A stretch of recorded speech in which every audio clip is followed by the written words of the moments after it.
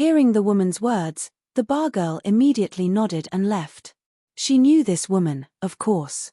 Everyone at the bar called her Sister Ying. She was the one who had brought the blue flower blue leaf wine idea to their bar. She had brought the main ingredients for the wine, but not many people knew about it, so there weren't many sales. For the sales to get better, she stayed at the bar to sell the blue flower blue leaf wine. Hearing the woman's words, the bar girl immediately nodded and left. She knew this woman, of course.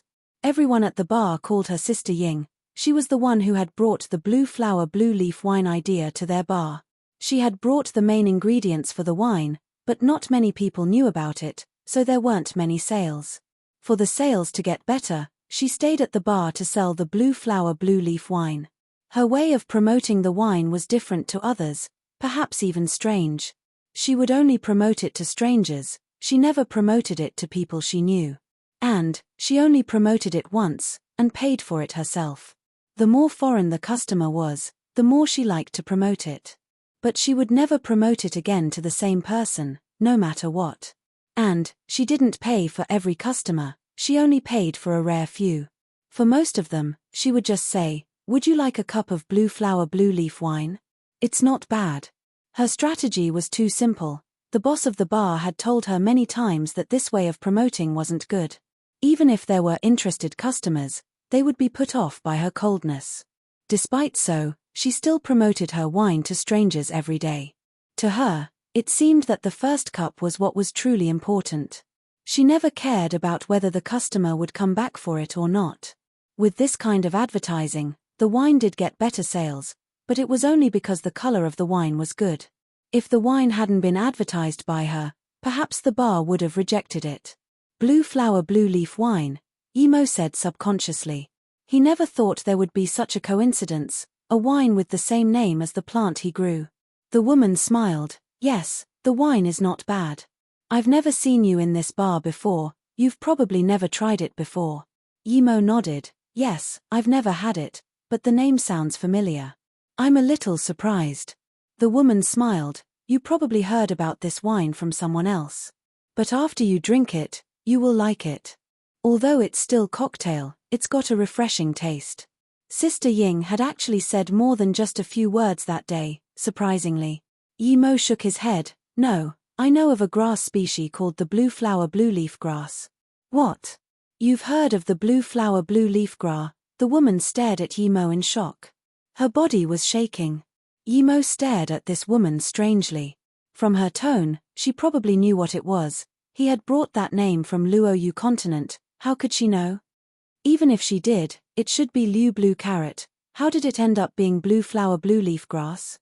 Did this woman also transmigrate from Luoyu continent? No way. If she did, it meant that she was a cultivator too. How could a cultivator be a bar girl? "Sister Ying, it's here." The girl brought 2 cups of the wine. Emo turned his head and looked at the cocktail on the table. It had a blue color and it looked scary. He smelled it and his face changed immediately. It had the flavor of the blue flower blue leaf. Before the woman said anything, Emo drank it all. A faint, almost indistinguishable sliver of spirit Kai went into Emo's throat with the wine. It was the blue flower blue leaf indeed. Although it wasn't very old, it was it for sure. How could someone be using that spirit herb to mix with wine in a normal bar? Not even the hidden sects are that rich. The woman still had excitement on her face. She seemed to really want to tell Emo something but didn't. "Have you heard of it?" the woman asked in disbelief. Emo retained his composure and looked at the woman with interest. He studied the woman. She was around 1.7 m, her skin wasn't too white but looked healthy. Her hair wasn't long and she was well dressed. Although she dressed seductively, her eyes didn't look seductive. If there was something really attractive about her, it would be her big breasts. Emo was sure she hadn't cultivated ancient martial arts, nor had cultivation techniques. She was a normal person. The look on her skin was probably due to long time drinking the blue flower blue leaf wine. Emo nodded. "Yes, I do know about blue flower blue leaf wine and I know it's a herb. I even know its other name here. It's called May I ask for your surname?" There was still excitement in her eyes. She had intentionally stopped Emo from saying the other name. Yimo stopped speaking. He could tell it was intentional. Although he didn't understand her intentions, he still chose to not say it out loud. I'm Lu Yingying, I live not far from here. Would you like to come over? The woman asked. Yimo was dazed. This was the first time he had met this woman. She didn't even know his name, so why did she invite him to her house? Yimo could tell she wasn't someone that loose. Why did she sound like a slut? Seeing Yimo's confusion, Lu Yingying said in a low voice, I just want to discuss about the blue flower blue leaf wine with you. The bar was busy and her invitation was heard by the people around her. Everyone who knew her was surprised. She had been doing business at the bar for a while, but she only advertised the wine, she never sold her body. Yet, she had invited a white-faced handsome young man to her place. The young man didn't look very wealthy, but he looked clean. There were many tall, wealthy and handsome men there. How come she wasn't into them? Yimo smiled. He wanted to ask her what this was all about too. This kind of grass was a low-level spirit herb, but no one there could cultivate it. But this bar used it in wine. It was like mice eating wheat, wasting food. He wanted to know where it came from. Just when he was about to agree, his spirit sense marker was touched. Yimo sneered, that was fast. It had only been an hour. Okay, but I need to go somewhere first. Wait for me here. After I'm done, I'll come back for you immediately. Then Yimo walked out of the bar without looking back. Before Lu Yingying could react, Yimo had disappeared. She ran to the door of the bar as fast as she could, but Yimo was nowhere to be seen. She pulled her hair in frustration. She had waited there for 3 years and finally had found someone who knew about the blue flower blue leaf grass, but he had left without saying much. Chapter 440, Underground Research Base. Chapter 440, Underground Research Base. No, I must wait for him to come back. Thinking like this, Lu Yingying sat down. When Yimo got to the Yuan family mansion, there were 5 people in Yuan Zhirong's room. There were 3 men on the left side, one of which was in his 50s and had a scar on his forehead. His nose was flat, yet he had a certain temperament to him. Yimo believed this to be Yuan Zhirong. There was a person beside Yuan Zhirong who was already in his 40s but still looked very ferocious. There were 2 men on the right. One was the righteous-looking man that had been at the feast. Then there was a youth next to this man who Yimo thought was probably Yuan Chibing. Remembering how this person had sent people to attack Ning Qingxue on the plane, killing intent appeared in Yimo's eyes. If it wasn't for that Black Sun Empire, Ning Qingxue might have really been abducted. Dad, your plan this time was really seamless. Even if that you from Flowing Snake knows we did it, she won't be able to do anything to us. Today's news was too satisfying. Luo Yu is over. Pity, if only that Ning Qingxue hadn't died, things would be perfect, Yuan Chibing said. The middle-aged man suddenly said, young CEO, Ning Qingxue probably didn't die. I received news that this morning, an extremely pretty woman appeared in Flowing Snake. Based on the description, this person might really be Ning Qingxue. What? Yuan Chibing stood up suddenly with a face full of excitement. He only had the image of Ning Qingxue in his mind, everything else didn't matter. A moment later, Yuan Chibing asked desperately, Uncle Ping, do you have her picture? Show me quick. The man replied, no picture.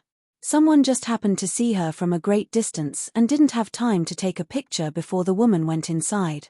She never came back out. But apparently that woman's husband also appeared in Flowing Snake, and he seems to be a higher-up of Luo Yu. Yuan Chibing was a bit dazed before clenching his teeth. No wonder Fei Yu was able to be chosen.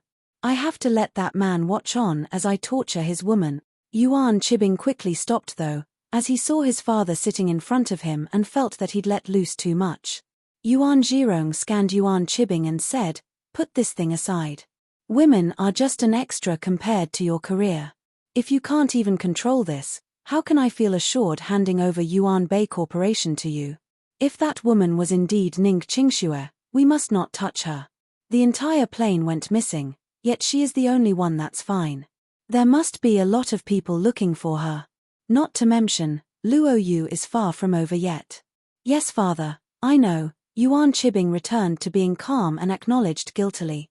Yuan Zhirong ignored Yuan Chibing's reaction and said to the middle-aged man, Wei Ping, I know you just came back, but please report flowing snake's reaction nonetheless.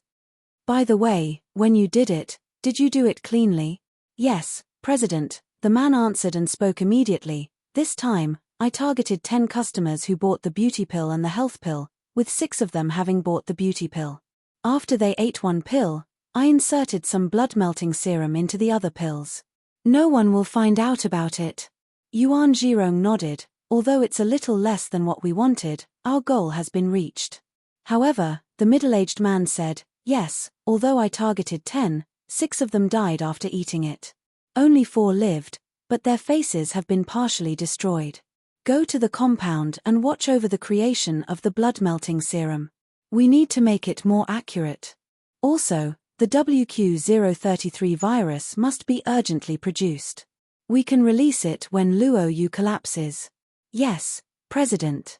The righteous-looking man intervened. Big brother, Li Chunxing seems to have a great background, and is no simple man himself.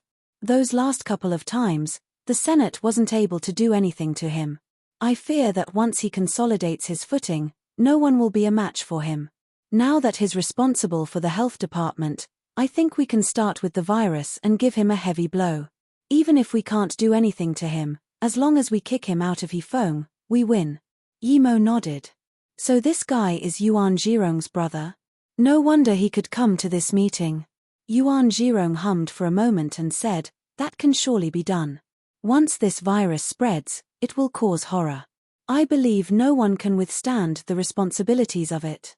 Since Li Chunxing is managing this sector, start from Hefeng. Though I believe we can choose Shitong Town as the starting point.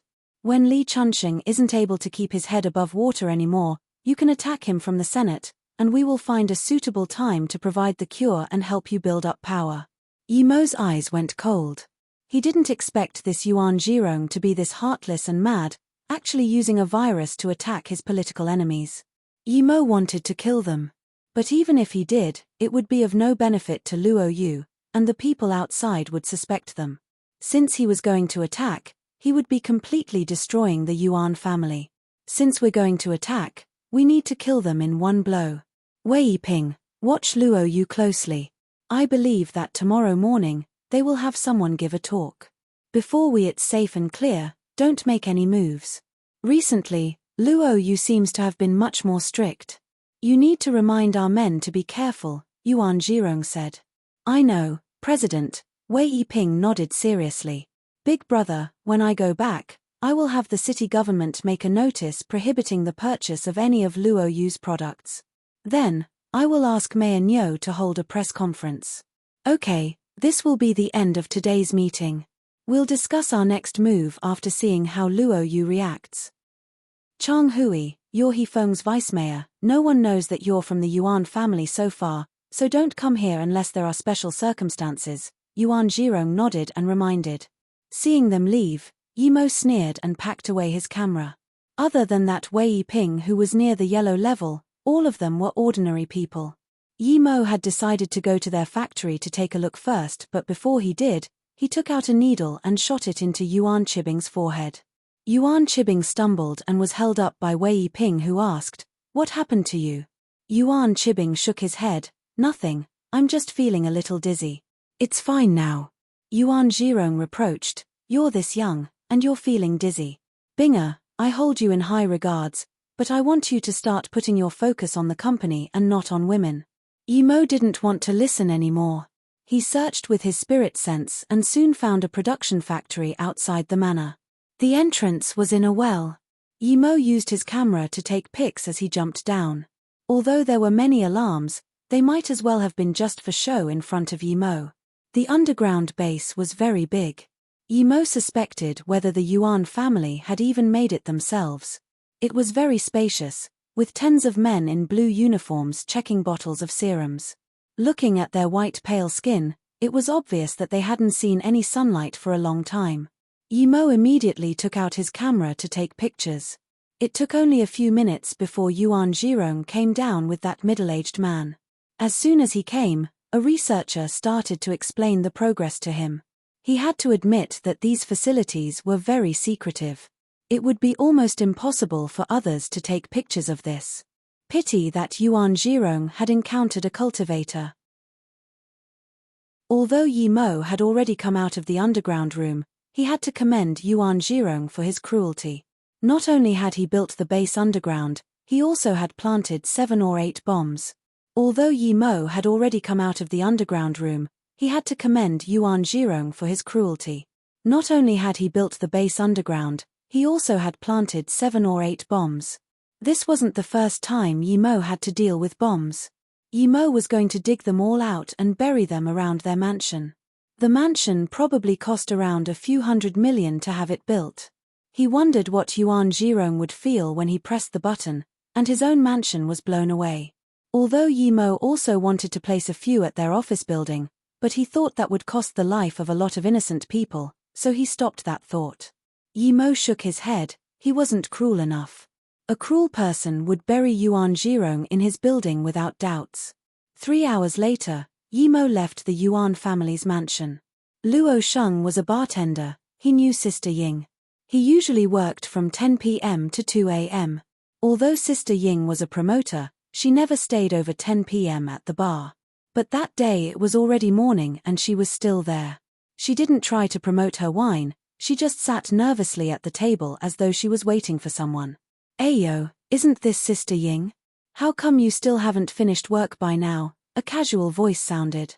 A young man in his 20s walked to Lu Yingying and sat down beside her. There were 2 other young men with him, but when they saw the young man sit next to Lu Yingying, they sat on a different table. Lu Yingying frowned. She knew that young man. He had kept pestering her for more than once. She never gave him any chance because she finished work at 10 p.m. every day. "Let's have 2 cups of blue flower blue leaf wine, on me this time," the young man said. Lu Yingying said coldly, "Jiyu Chong, I don't want to drink with you, move aside." The young man smiled, "Sister Ying, I'm helping you do business. Is this how you treat someone who helps your business?" Lu Yingying stood up as though she hadn't heard him, and tried to sit somewhere else. She knew Jiyu Chong was an overlord there, but she also knew what to do and rarely messed with him. He usually came to the bar at after 11, and she left earlier. If it had been another time, she would have had a drink, but this time, she was annoyed and desperately wanted to see Yi Mo. She wasn't in the mood to waste time with Jiyu Chong. Brother Jiyu treated you for drink and is advertising for you, but you treat him with this attitude. How can you be like this, Sister Ying? The 2 young men got on Lu Yingying's way. Jiyu Chong's expression sunk. Usually, when he saw that woman and messed with her, she never dared to speak up. Had she taken the wrong medicine that day? Lu Yingying had been listed as one of his women ages ago. Although she wasn't some rare beauty, she wasn't ugly. Her main attractive was her chest. It was too enticing. However, Jiyu Chong rarely came to the bar before 10, so he forgot about that woman most of the time. He didn't lack women. For him, if he could have a wealthy girl, he would take her. But sometimes, it was another kind of fun playing with a bar girl. Lu Yingying's face looked bad. She knew what she had done just then wasn't too good, but she was too excited. "Sorry, young Master Jiyu, I wasn't in a good mood. I will apologize. This shot will be on me." Then she drank a cup. Jiyu Chong laughed. That's how it should be, but...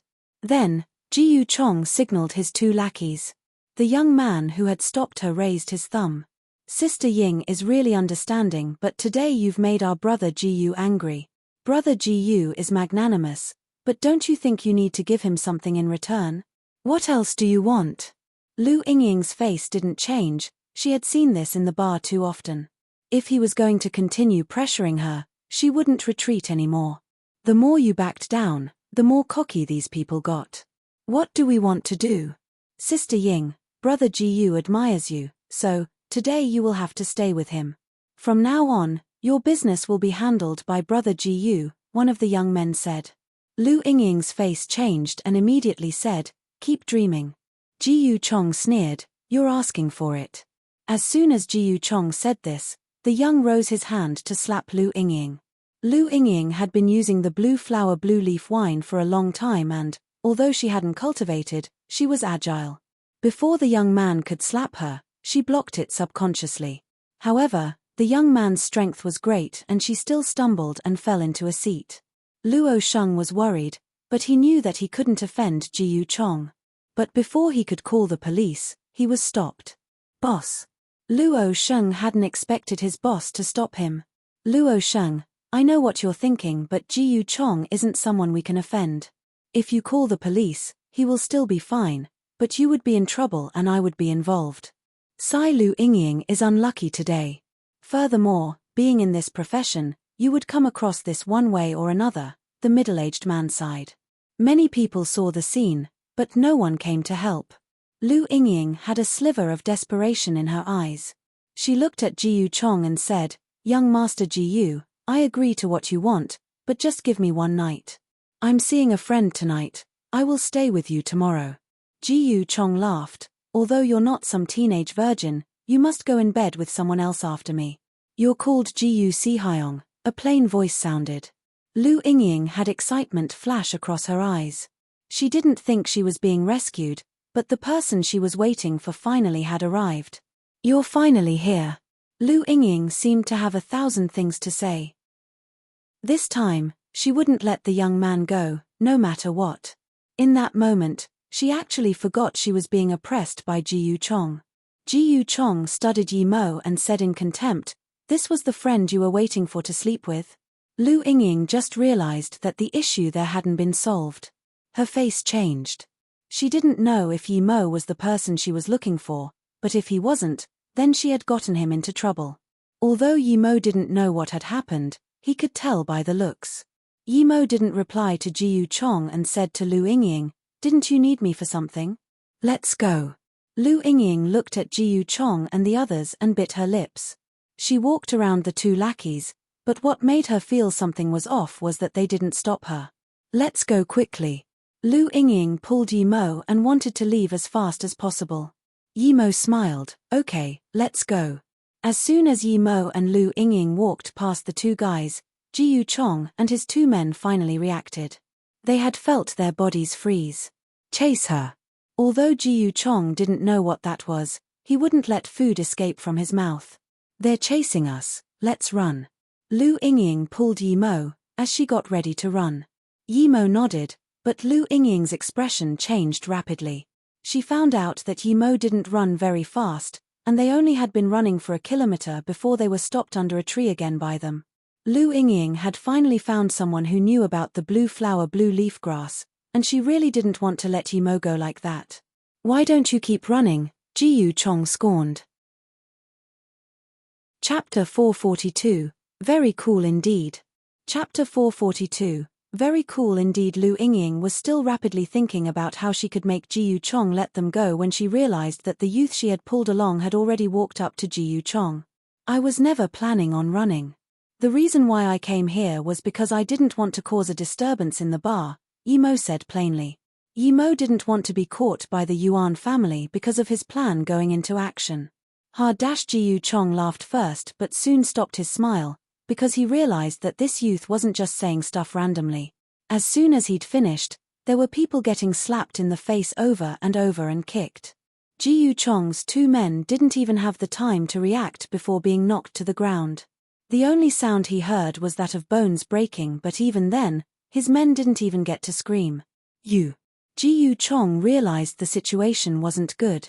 Yi Mo walked up to Ji Chong and sent a slap his way. Ji Chong was smacked away like a fly. He spat mouthfuls of blood and crouched on the ground, looking in horror as Yi Mo slowly approached him. My brother-in-law is Hefeng Police Department's vice chief. You can't do anything to me. Before Ji Chong could even finish, Yi Mo slapped again with multiple teeth falling out of Ji Chong's mouth. At this moment, he realized that his brother-in-law would be of no use as a backup. His two men were laying still on the ground, and it was unknown whether they were dead or alive. If this person had really just killed those three. Ji Chong shivered. If he were to be killed, then no matter what his sister did to get avenge him, he wouldn't be able to come back to life. Don't hit me, I can give you a lot of money, I can make you a major government official of Hefeng. Ji Chong thought of all sorts of reasons for Yi Mo to stop attacking him. But when he said that, this man stopped attacking him unexpectedly. Yi Mo took back the leg he was about to kick Ji Chong with and looked at him coldly. Your brother-in-law is just a police chief, a vice chief at that. How can he give me a major government official position? Ji Chong breathed easy. Although he was beaten quite heavily, it was good that he could bargain with this person. As long as he agreed, Ji Chong had ways to deal with them. Thinking about this, Ji Chong wanted to trick Yi Mo. Crack Yi Mo was far above the level of Ji Chong. He could see what Ji Chong was thinking just by looking into his eyes. Yi Mo couldn't even be bothered to talk and just kicked, breaking Ji Chong's arm. Ji Chong's soul was about to be blown away due to fear. He knew that this person really had the guts to kill him. He no longer dared to make up stories and said, I really do have a way. I have evidence against Mayor Nyo which I can blackmail him with. If you use this to threaten him, he will agree to you for sure. Yi Mo thought, Mayor Nyo? This must be that half-bald guy he had seen. How could someone like Ji Chong have evidence against him? Thinking about this, Yi Mo questioned in contempt, who do you think you are? How can you have evidence against him? Seeing Yi Mo's doubt, Ji Chong quickly said, Big brother, I really do. I got this from my brother-in-law. He has worked for Mayor Nyo, and every time he did, he would keep evidence in his diary. Once, I went to my brother-in-law's house and found it on his computer, after which I copied it secretly. As long as Big Brother has mercy on me, I can give these to you. A mayor's secret could be caught by a vice chief of the police. This must be something not all too important. Ji Chong thought about how his two men had been killed before, and he just wanted Yi Mo to let him live. Seeing that Yi Mo was still doubting him, he immediately continued, It's because I knew that my brother-in-law has a computer that never connects to the internet. Every time he used the computer, he would turn it off. I figured this computer had to have secrets on it, so while he went to the toilet, I sneaked into his room and copied the files that were on it. Yi Mo sneered and stood on Ji Chong's broken hand, saying, Your eyes are dodging mine, which means you're lying. Don't blame me for not giving you a chance. You can be on your way now. Having declared that, Yi Mo was going to kick Ji Chong. Ji Chong saw with his own eyes how Yi Mo killed his two men with a kick. How could he let Yi Mo kick him? He quickly called out, Big brother, I'll tell you, my sister told me to do it. She thought my brother-in-law was going to divorce her, so she wanted to use this against him. I'm really telling the truth this time. Lu Yingying stood frozen by the side.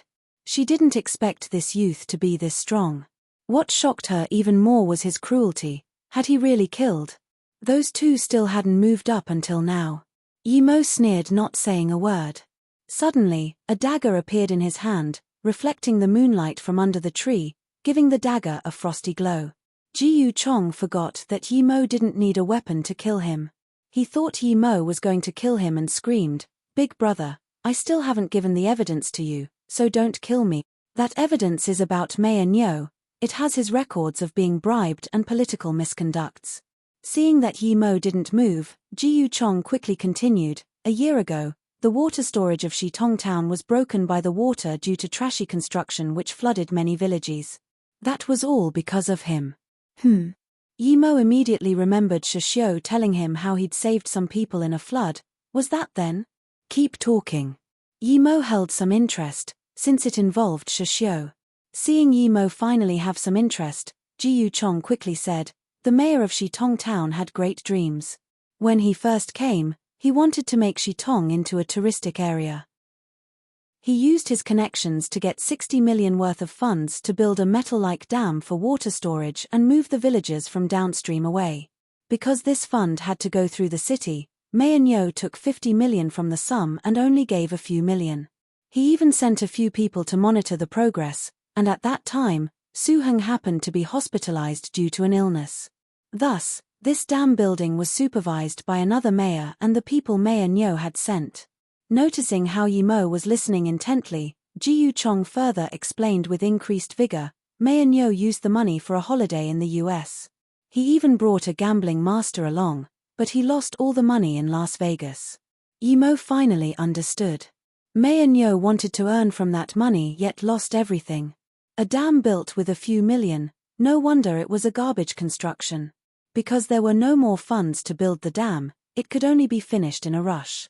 When Su Heng came out of the hospital, there was a thunderstorm before he could check the construction.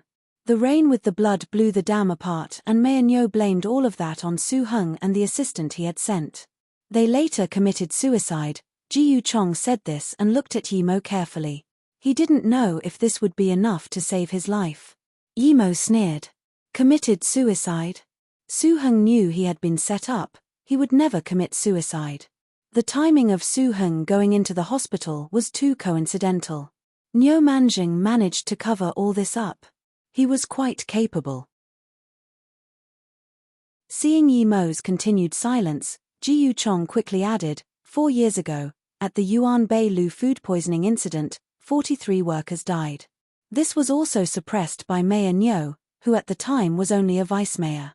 Seeing Yimo's continued silence, Ji Chong quickly added, 4 years ago, at the Yuan Bei Lu food poisoning incident, 43 workers died. This was also suppressed by Mayor Nyo, who at the time was only a vice mayor. Even that could be suppressed. With modern-day technology, you'd have to be very capable for that. This was different from Yimo's slaughter in the hidden sects. No matter how many people died in the hidden sects, no government would care. However, Yimo wouldn't have expected something to the extent of a food poisoning incident to have been covered up. Ji Chong said, these were homeless people the Yuan family had found from all over the place. So when the incident happened, it didn't matter much. Many people never even heard about it. No wonder. Yimo thought. Wait, if the Yuan family really wanted to build Yuan Bei Lu, they would need more than 40 workers. As for these workers, why would they need to be homeless people? Maybe to create that underground base. Yimo immediately understood. On the surface, the Yuan family used them to build Yuan Bei Lu, but secretly, they used them to dig into the earth to prepare for the building of the underground base. After that was done, they were all killed. This was comparable to the means of ancient emperors. How did your brother-in-law come to know about this stuff? Yimo continued to ask. Ji Chong answered without hesitation, my brother-in-law used to be the mayor's secretary. Only this year did he become the police vice chief. So that was it. Yimo nodded. Bring me to the location where you keep the things you've copied. You have saved your life, Yimo said. Some things that weren't of much use to him, he could give to Shishio as means for him to progress. Yes, big brother. About my 2 men. Ji Chong muttered shakily. Yimo said plainly, they won't die yet. Once you come back, all you have to do is pee on their face. Ji Chong knew that Yimo meant that he had to splash them with water, but he didn't dare refute. He was scared he would die if he pissed Yimo off. Ji Chong didn't live that far away, so 20 minutes later, Yimo and Lu Yingying were taking away a storage disk from Ji Chong's place. After confirming the data on it, Yimo couldn't be bothered with Ji Chong anymore. He left with Lu Yingying without even curing his hand. Yimo believed that Ji Chong wouldn't have the guts to spill this. If word got out, this would be no good for him nor for his brother-in-law. Come over for a chat at my house. Lu Yingying looked at Yimo with anticipation. Sure. Yimo wanted to know where Lu Yingying had gotten her blue flower blue leaf grass from. If there really was that much, he wouldn't need to worry about cultivation resources anymore. He would be able to enter the Kai gathering tertiary stage without a problem. Lu Yingying's place was not too far from the bar.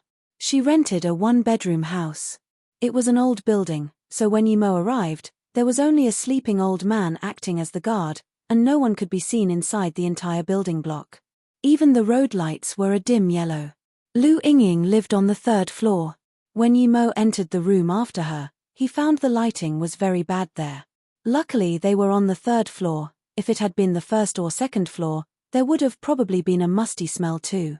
Yimo sat down in the living room as Lu Yingying poured him a drink.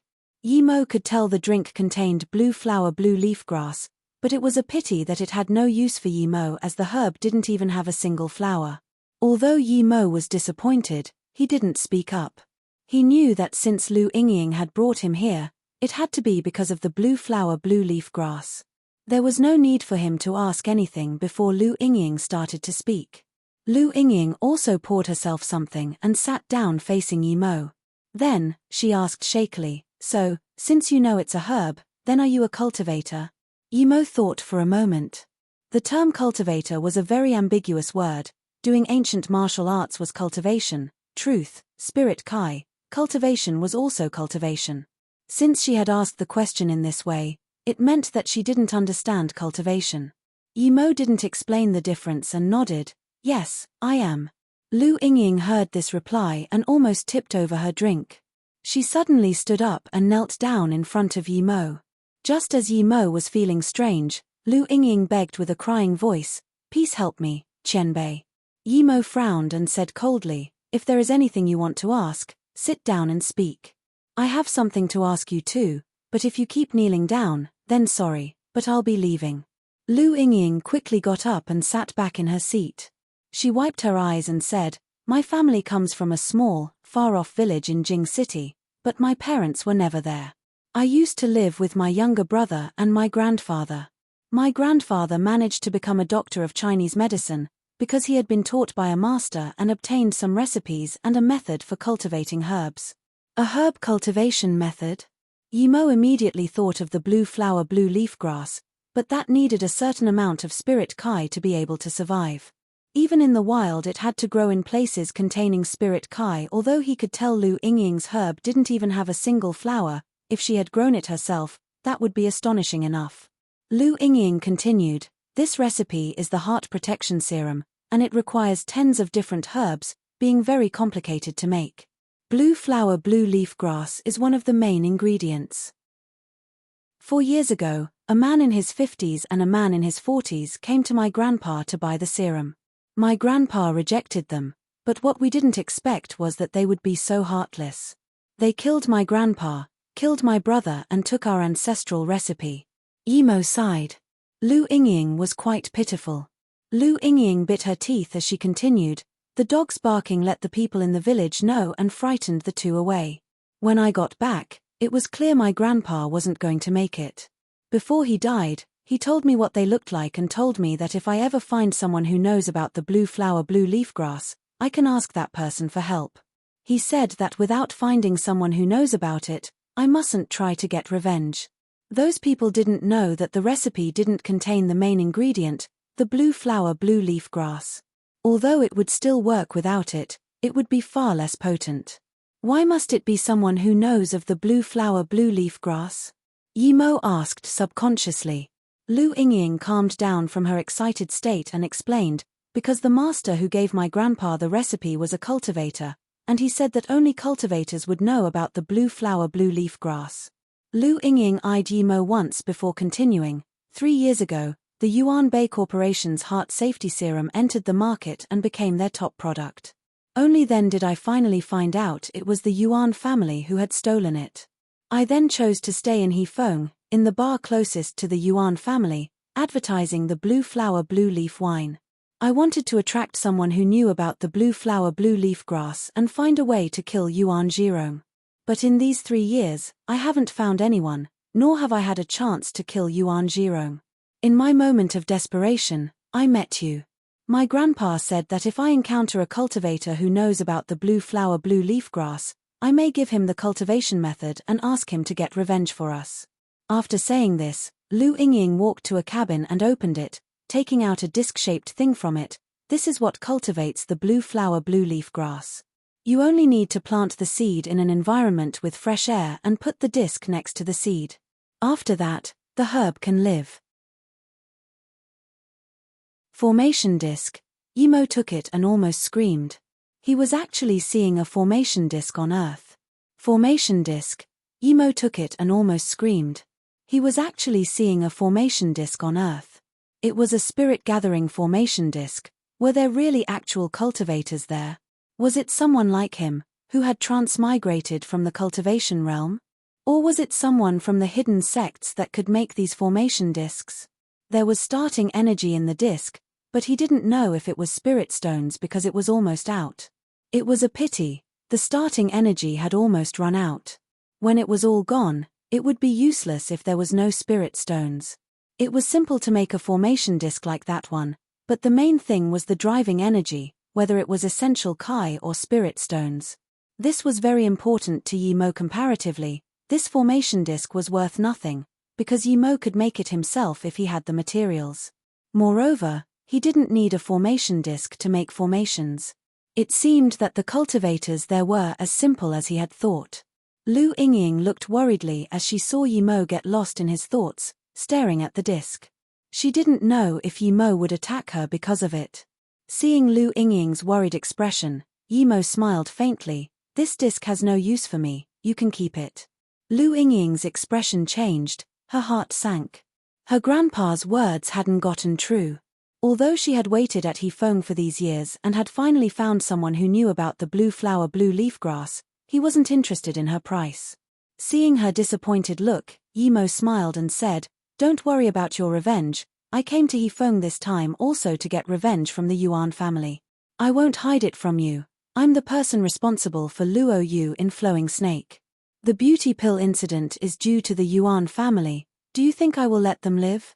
So, in at most a week, you will see them disappear from Hefeng. Are you the president of Luo Yu? Oh my god. The beauty pill and healthy pill are absurd, and you were the one who made them? When I saw that report on the negative effects, I knew it was someone trying to harm Luo Yu. It was so indeed." Lu Yingying stood up in joy. She was joyful because had Yi Mo promised her to annihilate the Yuan family, but she was also joyful for meeting the creator of Luo Yu. He was a legendary figure. "So, you don't need to worry. When the Yuan family is annihilated, you can also tell reporters about what they did to your family," Yi Mo said. Lu Yingying bowed to Yi Mo once again. "Thank you. If it wasn't for you, I may never be able to get revenge in my entire life." Yi Mo nodded. "That disc will be of no use in a short time, so don't use it to cultivate blue flower blue leaf grass. The ones you cultivated didn't even have a single flower. Its medicinal value is very low."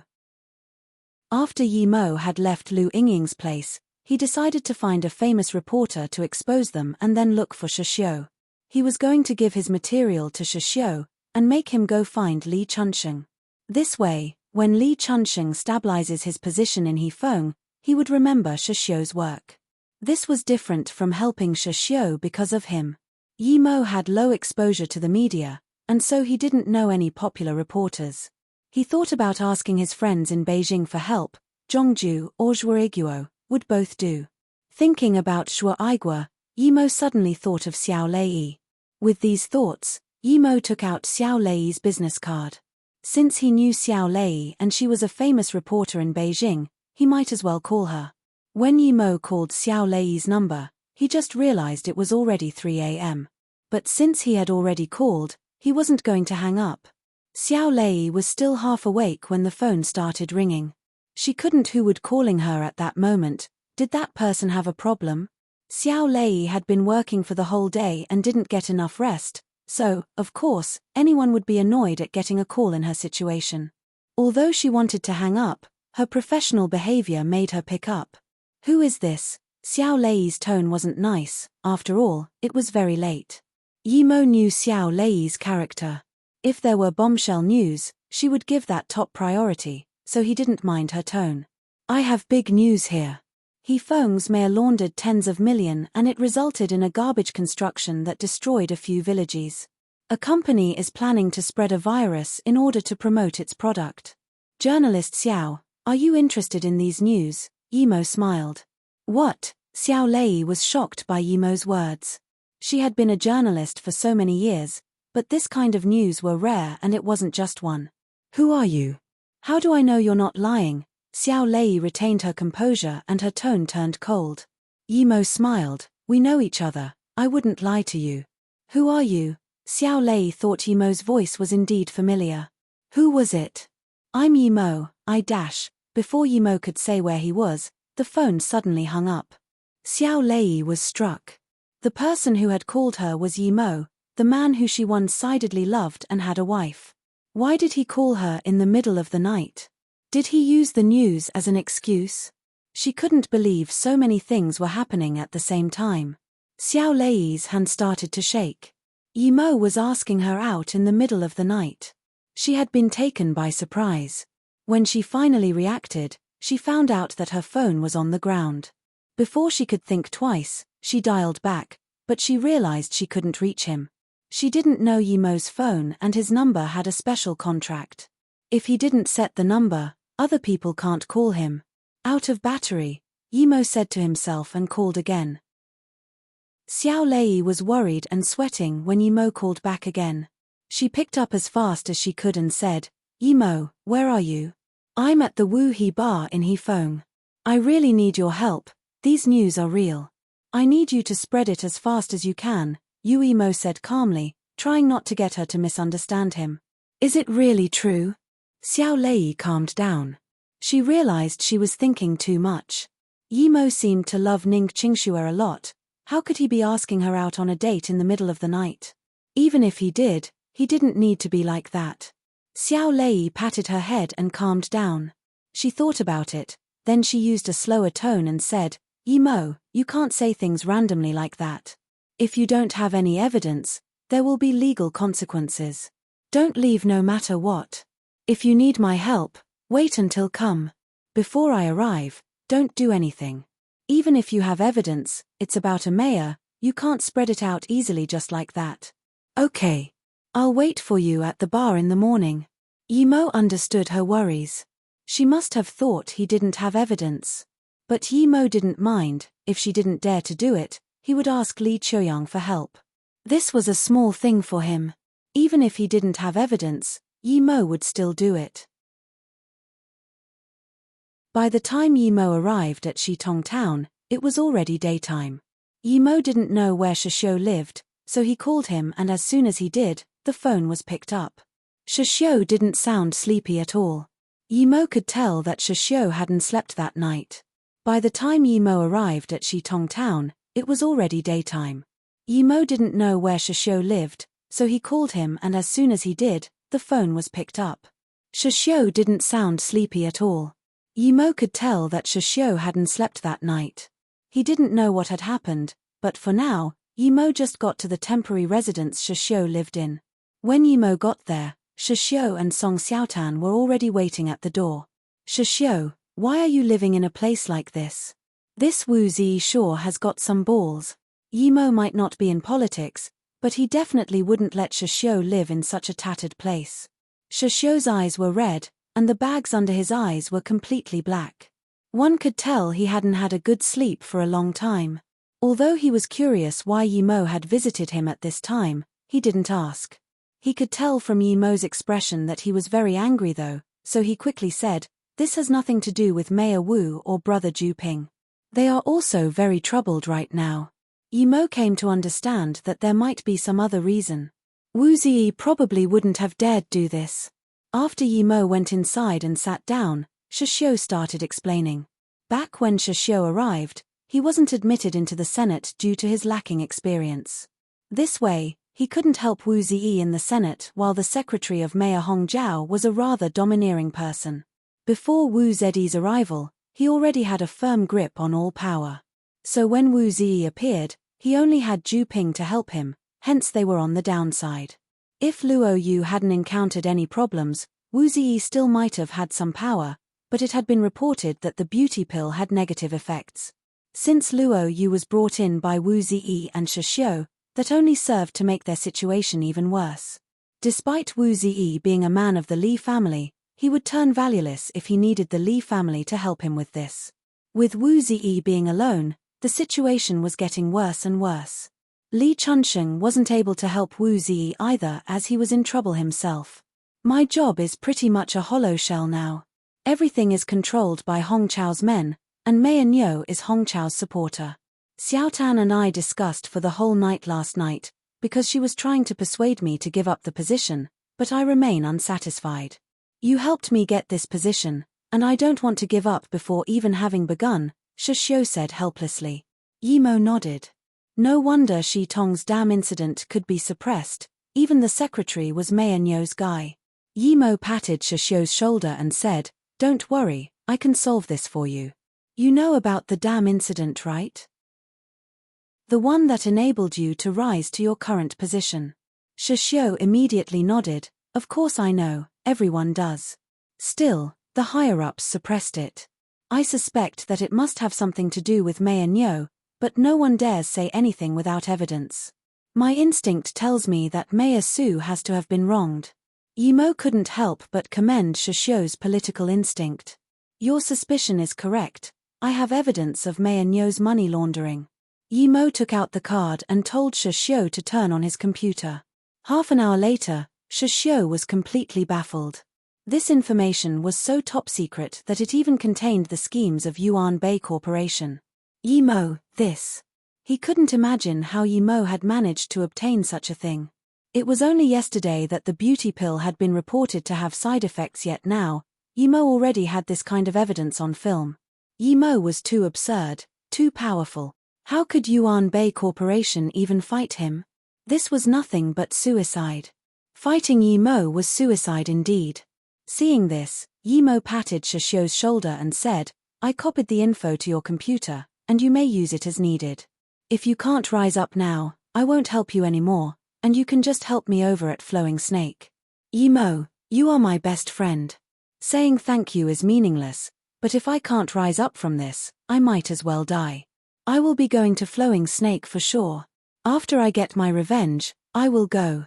Although I like politics, Xiaotan doesn't, Shishio said. Yimo nodded. Then what will you be doing next? I will notify Wu Ziyi first and then go find Mayor Li in Hefeng. He's been really troubled lately. If he can get his hands on this, he will know how to use it, Shishio immediately said. He knew his power was too low, so giving it to Li Chunsheng would maximize its potential. Okay. Yimo was happy with Shishio's reply. It showed how mature he was now. Yimo called Yu Miaodan and sent over the video he'd recorded and told her that as soon as she got his call, she had to post this video on the official Luo Yu website. Yu Miaodan really couldn't believe that after Yimo went out for only one night he managed to get this evidence fresh from the press. The meeting had been recorded very clearly, no wonder Yimo had told her to get a good camera. Yu Miaodan really suspected that Yimo might have stood right in front of them as he recorded. Regardless, with this recording, even if they didn't do anything, Luo Yu was safe. Yu Miaodan put aside her worries and felt greater respect for Yimo. She really wondered how he had done it. After Yimo sent Yu Miaodan the video, he immediately went to Hefeng with Shishio. Li Chunsheng was feeling huge pressure when he came to Hefeng.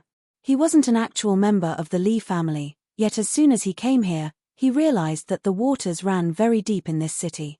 After only a couple of meetings, he could already barely save himself. He was nothing but a vice mayor. Luckily, he was a vice secretary too, otherwise, he wouldn't even be getting the chance to speak. Li Chunsheng knew that however hard it may be, he couldn't ask for help from the Li family now. He had only been a vice mayor before, and only thanks to Li Qiuyang did he become a vice secretary for the central power. It could be said that he had taken this position away right from Mayor Nyo's group. This might have been due to the Li family's might, or perhaps Mayor Nyo was about to be moved away. Otherwise, Li Chunsheng could never have gotten the rank. However, it was at the same time a clear sign that if Li Chunsheng could make some good progress, the next mayor of Hefeng just might be Li Chunsheng. If he received all this and still wasn't capable of standing tall, he would be deemed useless and might get dumped by the Li family. Li Chunsheng knew that the purpose of today's meeting was to suppress his power, on account of his mistake of bringing in the Luo Yu which sold fake medicine. Li Chunsheng sighed. He knew that this Mayor Nyo was full of schemes, but he had to go nonetheless. Just as he was about to leave, someone unexpected appeared before his door. Mayor Shi, how come you are here? Did something happen in Shitong? Li Chunsheng's felt like this couldn't be good.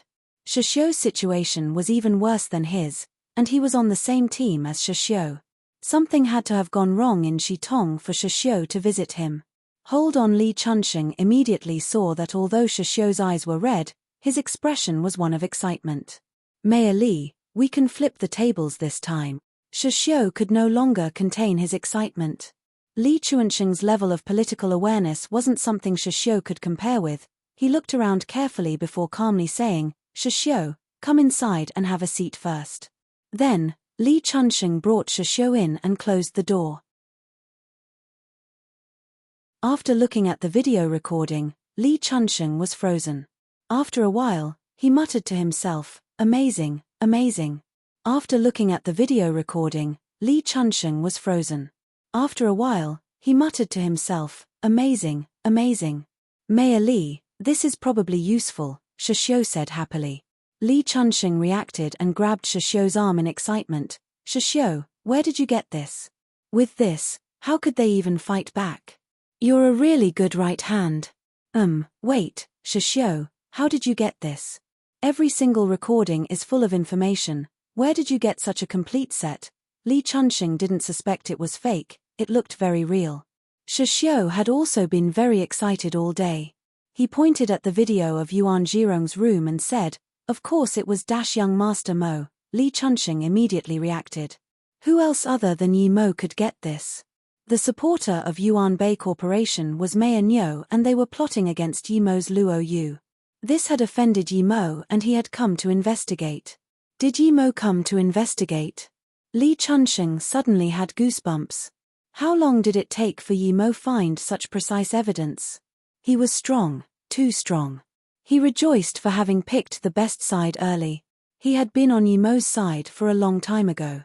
These people probably don't want to live, how dare they offend Yi Mo? If Yi Mo was easy to defy, the Song family wouldn't have disappeared that fast. The Qiu family wouldn't have needed Qiu Zhongxin to go to the restaurant to apologize personally. Li Chunxing wanted to scream. It is your fault for being blind, Mayor Niu. How dare you act against young Master Mo? Something wasn't right. Li Chunxing immediately remembered Yi Mo's usual way of doing things. He killed them all.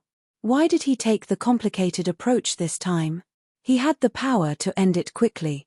Why did he collect all the evidence and make Shishio send it over? Li Chunxing was experienced in life, so he understood why. Yi Mo was different from before. Firstly, he had a base in Flowing Snake and had a group of people working for him. His past behavior was no longer suitable. But this way, it made Li Chunxing happier. It was easier for him to do things according to the rules. The second reason was that Yi Mo wanted to develop Luo Yu and he needed to bring down the Yuan family overtly. If he secretly went to the Yuan family and massacred them, then although he would get his revenge, others would blame Luo Yu for it. The third reason was that he wanted him to help Shishio. Thinking about this, Li Chunxing walked up to Shishio and patted his shoulder. Shishio, I'm a few years older than you and we're friends, just call me Brother Li from now on. Just looking at what you gave me today, if I didn't reorganize He Feng completely, I would have lived for nothing. Li Chunxing spoke from his heart. Yi Mo had done 90% of the work, if he couldn't do the rest, he might as well die. Shishio said, Brother Li, what do we do now? Li Chunxing said confidently, I will take away Mayor Niu's power. We can't rely on He Feng, I will call young Master Li. Since it's been cleared out, the martial police will be coming soon. I didn't expect Niu Zhengman to be this bold. After hearing Li Chunxing's report and knowing that Li Chunxing had evidence, Li Chuyang immediately asked Li Chunxing to give his all. In return, he would give him complete support. What is it? Yu Miaodan picked up Luo Fei's call joyfully. CEO Yu, there are people from the government here who want to cancel our sales license, saying that we're selling fake medicine that harms its users. What do we do? Luo Fei sounded worried. Yu Miaodan immediately got up. These people were really shameless. Things hadn't even been investigated properly and they had already come looking for trouble. It seemed that if they stayed low, people really would think Luo Yu was weak. If these people were already at Fei Yu, they would come to Luo Yu soon. What is it, Sister Yu? Ning Qingxue walked into the office and found Yu Miaodan with an angry face on the phone. She already knew that Yi Mo had the evidence, he had told her 1 hour ago. Since things were solved, why was Sister Yu still so angry? Yu Miaodan explained things to Ning Qingxue. Ning Qingxue frowned and took the phone. Ifei, arrange it so that we record their everything movement. Let them take what they want, but don't forget to capture the process. And, after they leave, immediately tell my dad to hold a press conference in Yu State. We will broadcast what happens live at Yu State. Yu Miaodan heard this and asked why. Ning Qingxue smiled and said, these people won't stop. Since they've gone all the way to Yu State, it means they will soon come to Flowing Snake. If they WNT to cause trouble, then let them do so. Sister Yu, quickly post a notice on our website. Say that there will be a press conference at Gui Lin. Say it's about the negative effects of the beauty pill, and that we will give customers all over the world a happy answer. Yu Miaodan heard this and clapped in agreement. Yes, we need to do it like this. If we just put it on our website, they'll think we're scared. But if we do this, will President Yi Mod was worried. He hadn't said anything about holding a press conference. He had just told her to upload it to publicly when he called. Ning Qingxue said calmly, he's afraid of troubling us. I think he would do the same for sure, but it's better if we arrange it now, so it can be live. Just as Ning Qingxue and Yu Miaodan thought, if Luo Yu hadn't posted the notice, the government officials going to Flowing Snake wouldn't have stopped. No one knew if Luo Yu had support, so no one wanted to be the team facing them on this. With Luo Yu's official announcement of a press conference to explain things, they stopped their journey. They decided to investigate after that. This announcement shocked the world. Although there were some cases of side effects, there were only 4. Many people suspected that Luo Yu was being attacked. Luo Yu's rapid reaction made everyone happy. It had only been 36 hours. As soon as this was announced, almost all the journalists in the country knew what they had to do. Their first reaction was to go to Guilin. But there were only a few flights each day. Because of the desperation and constant negotiation of media entities, airlines made available extra flights to Guilin. Meanwhile, Yu Miaodan and the others had already taken a helicopter to Luo Yu's new building in Guilin. When Yi Mo got back to Hefeng, it was still early. If Li Chunsheng hadn't been able to take advantage of the evidence he gave him, he wasn't going to wait for him. When Yi Mo got back to Hefeng, it was still early. If Li Chunsheng hadn't been able to take advantage of the evidence he gave him, he wasn't going to wait for him. As soon as Xiao Lei arrived, he would ask her to make it public. There was a great difference between the media reporting this and Li Chunsheng reporting it himself. If Li Chunsheng was the first one to expose it, his abilities would be recognized and many people would think of him as a mayor who actually worked for the people. If the media reported it first and then he did, the impact on his reputation would be less. Xiao Lei had just bought the plane ticket and she was waiting to take it at the airport. Shou knew that there was going to be a press conference in Guilin about Luo Yu. If it had been something else, she would have gone there without hesitation, but Yi Mo had asked her out and she gave it all up without a second thought. She couldn't help feeling impotent. If only the press conference took place a few days later, she would have been able to get first-hand news. Furthermore, she was planning on going to Flowing Snake and interviewing some people. It seemed like she could only go afterwards. There were quite a lot of planes to Hefeng from Beijing, yet Yi Mo didn't have to wait for long. He saw Xiao Lei, who was dressed very professionally, walk into the bar. It seemed like she didn't think of herself as a journalist that day. She hadn't even brought the things they needed for the interview. It was 8 a.m. and there were few people in the bar. Just when Xiao Lei was looking in confusion into the bar, that was almost empty, a voice called out behind her, "Xiao Lei, this way." The moment Xiao Lei saw Yi Mo, her face was full of surprise and joy. Although she knew she was coming to see Yi Mo that day, she was still very happy when she saw him. She had wanted to ask him out many times, but she didn't even know his number. "I came to see you today, but I had to give up huge news." Xiao Lei walked up to Yi Mo, as though she wanted to get some compensation. "It's quite significant that the great reporter Xiao has called off big news. Could you leak me some info?" Yi Mo felt that this time it was much more comfortable seeing her than before. Although she was still fond of him, she no longer had eyes for him like before. She probably knew that he was married. Xiao Lei smiled. "Of course, I heard this morning that Luo Yu was going to have a press conference regarding the beauty pill. They say they will give everyone a satisfying answer. Do you think this is big news?" Yi Mo was dazed and said subconsciously, "How come I don't know?" He immediately thought that it was Yu Miaodan's idea. She must have not wanted Yuan Bei Corporation to have it easy. But that was good, it could support Xiao Lei's report. Xiao Lei covered her mouth as she laughed. "I only got the news this morning as well. You're not in the media industry, how could you know?" Seeing that Yi Mo's smile was a little weird, Xiao Lei stopped. "I'm the president of Luo Yu, don't you think I should know about it before anyone?" Yi Mo smiled. Xiao Lei rolled her eyes. Nice joke. Tell me, what do you need from me today? You're my lifesaver. One word and I came from Beijing to Hefeng. What do you think? Aren't I reliable? Yimo nodded, very reliable. But this isn't the place to talk, let's get a room. I will dash what? Get a room? Xiao Lei's smile receded. She didn't think Yimo was that sort of person. They weren't even close and they were already going to get a room at the hotel together. Wasn't it a bit absurd? Even if she had a good impression of Yimo, he was married. And even if he wasn't married, they couldn't do that so soon. Yimo saw Xiao Lei's face and realized she had misunderstood him. He quickly said, I don't mean that. I'm booking a room because some things can't be said in public. I told you I gathered some evidence, didn't I? I want you to help me spread it. Xiao Lei blushed. What was she thinking? It was too embarrassing. You really have Mayor Nyo's Xiao Lei stopped subconsciously.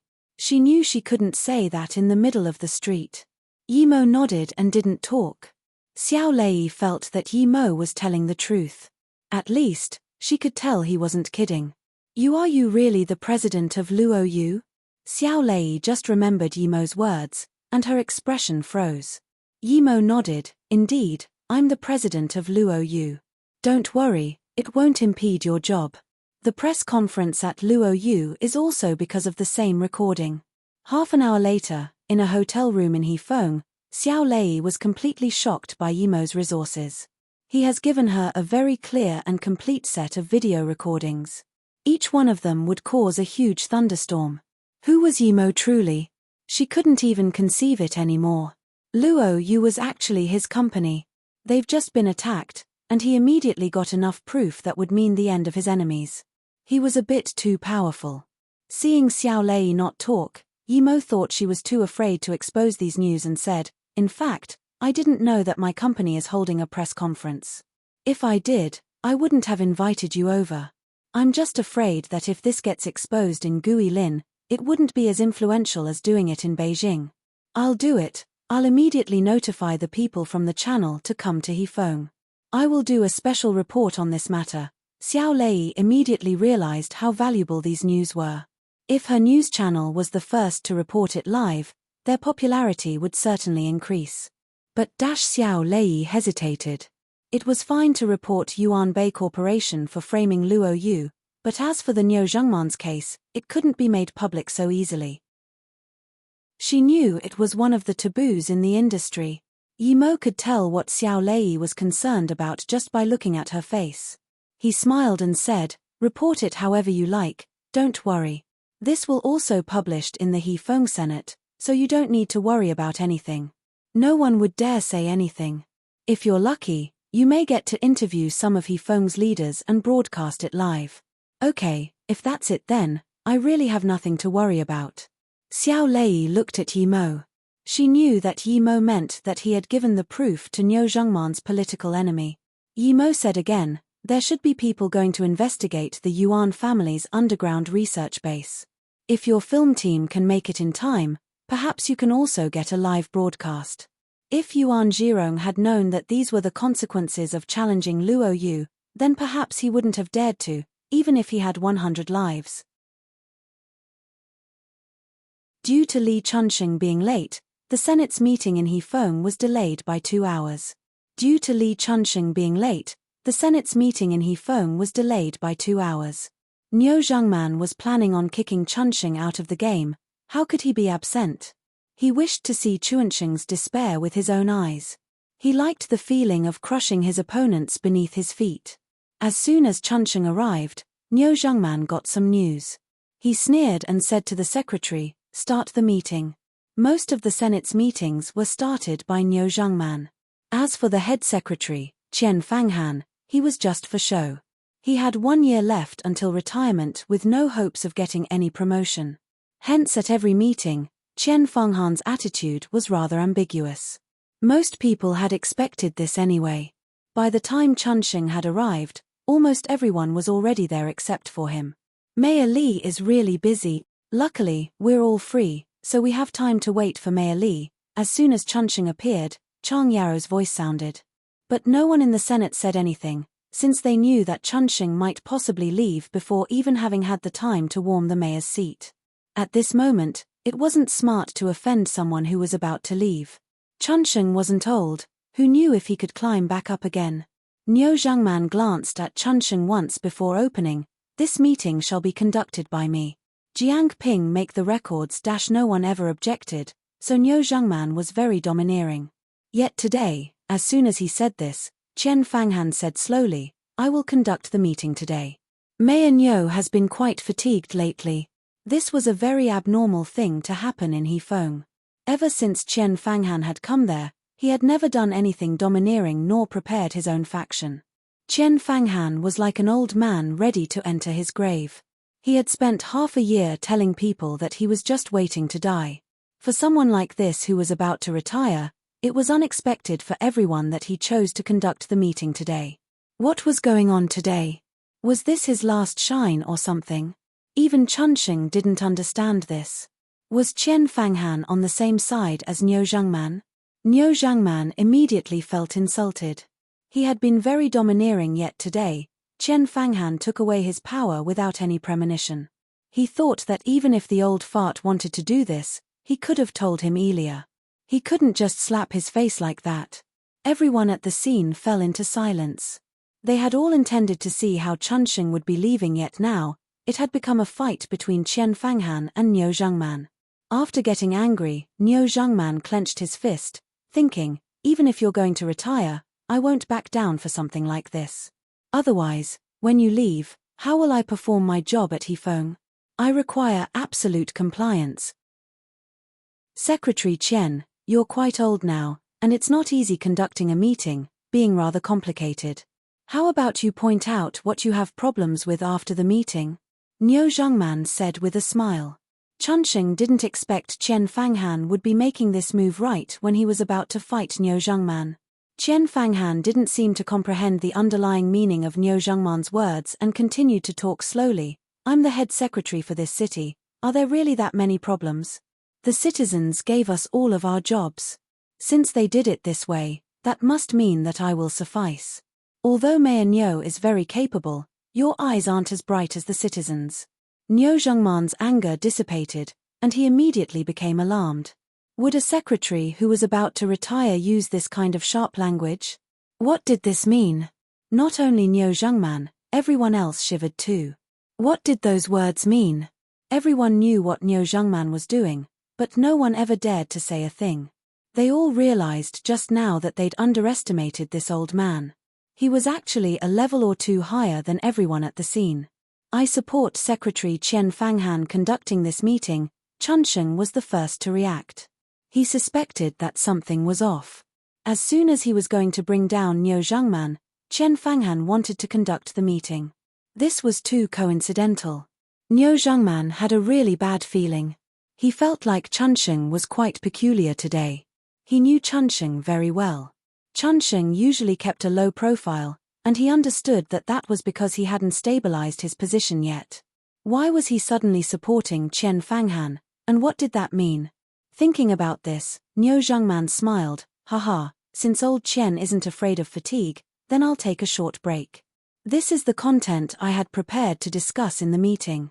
Niu Zhangman handed his documents over to Chen Fanghan. Just because he had been taken by surprise didn't mean that he wasn't going to do what he had been planning to do. He would need to spend some time studying this Chen Fanghan after this meeting, though. Chen Fanghan didn't even look at Niu Zhangman and said, I've been busy with work lately, so I haven't been really impactful in this Senate. Chen Fanghan didn't take the documents Niu Zhangman handed him and instead said, we will be discussing 3 things this meeting. Firstly, about Luo Yu investing in Hefeng and the recent news of their scandal. As for the second topic, Niu Zhangman was taken by surprise yet again. He had only been planning to discuss 2 things this meeting. The first was about Li Chunsheng mistakenly bringing in Luo Yu too, but how come there were 3 things now? Chen Fanghan didn't mind Niu Zhangman's uncertain expression. He just said, as for the second thing, I will talk about it after we finish with the first. I'm very happy that as soon as Li Chunsheng came to Hefeng, he brought over Luo Yu's investment to Shitong. I believe everyone knows the power of Luo Yu. Because of this, we can all see the ambition and capability of Mayor Li. Qian Fanghan didn't mind Niu Zhengman's uncertain expression. He just said, as for the second thing, I will talk about it after we finish with the first. I'm very happy that as soon as Li Chunxing came to Hefeng, he brought over Luo Yu's investment to Shitong. I believe everyone knows the power of Luo Yu. Because of this, we can all see the ambition and capability of Mayor Li. Everyone was shocked, and so was Li Chunxing. What was this? Was he helping Li Chunxing? If Luo Yu had been doing well, then he would be thankful, but Luo Yu was in trouble because of their recent scandal. Why was he helping? Niu Zhengman coughed. He knew that he had to speak before Qian Fanghan could finish his second sentence. He said, I was also very happy that Mayor Li brought in the Luo Yu Corporation, but I'm worried now. We don't know who they are. They rose up in one night all over the world. This is very suspicious. I was planning on fully investigating who they were first and then bring them in, but Mayor Li did so without any precautions. He lacks the precaution that a government worker should have. If Luo Yu was clean, it would be fine, but it has brought trouble to the citizens of Hefeng. There have been 6 cases of death and 4 cases of facial destruction. This was all because they used the Luo Yu beauty pill. There has been 2 cases in Hefeng. I'm very heartbroken that this occurred. These heartless merchants are like a disease for our country. But our government officials don't stop them. Instead, they open their doors to them. My heart aches when I see these people. The country put you here for you to create a peaceful and harmonious place for the people, not for you to warm the bed for these pests. Although I'm just a mayor, I will not allow this. Niu Zhengman sat down with satisfaction. He had to just wait for the words of other people in the meeting, and then he would gradually put the blame on Li Chunxing. He had arranged the families of those who had been damaged to come there and protest. Li Chunxing had no way to deal with it. The only solution would be to leave Hefeng. Clap, clap. Many members, even Qian Fanghan, clapped. Mayor Niu, good speech. We will not allow these pests into Hefeng. We are the government officials of the people.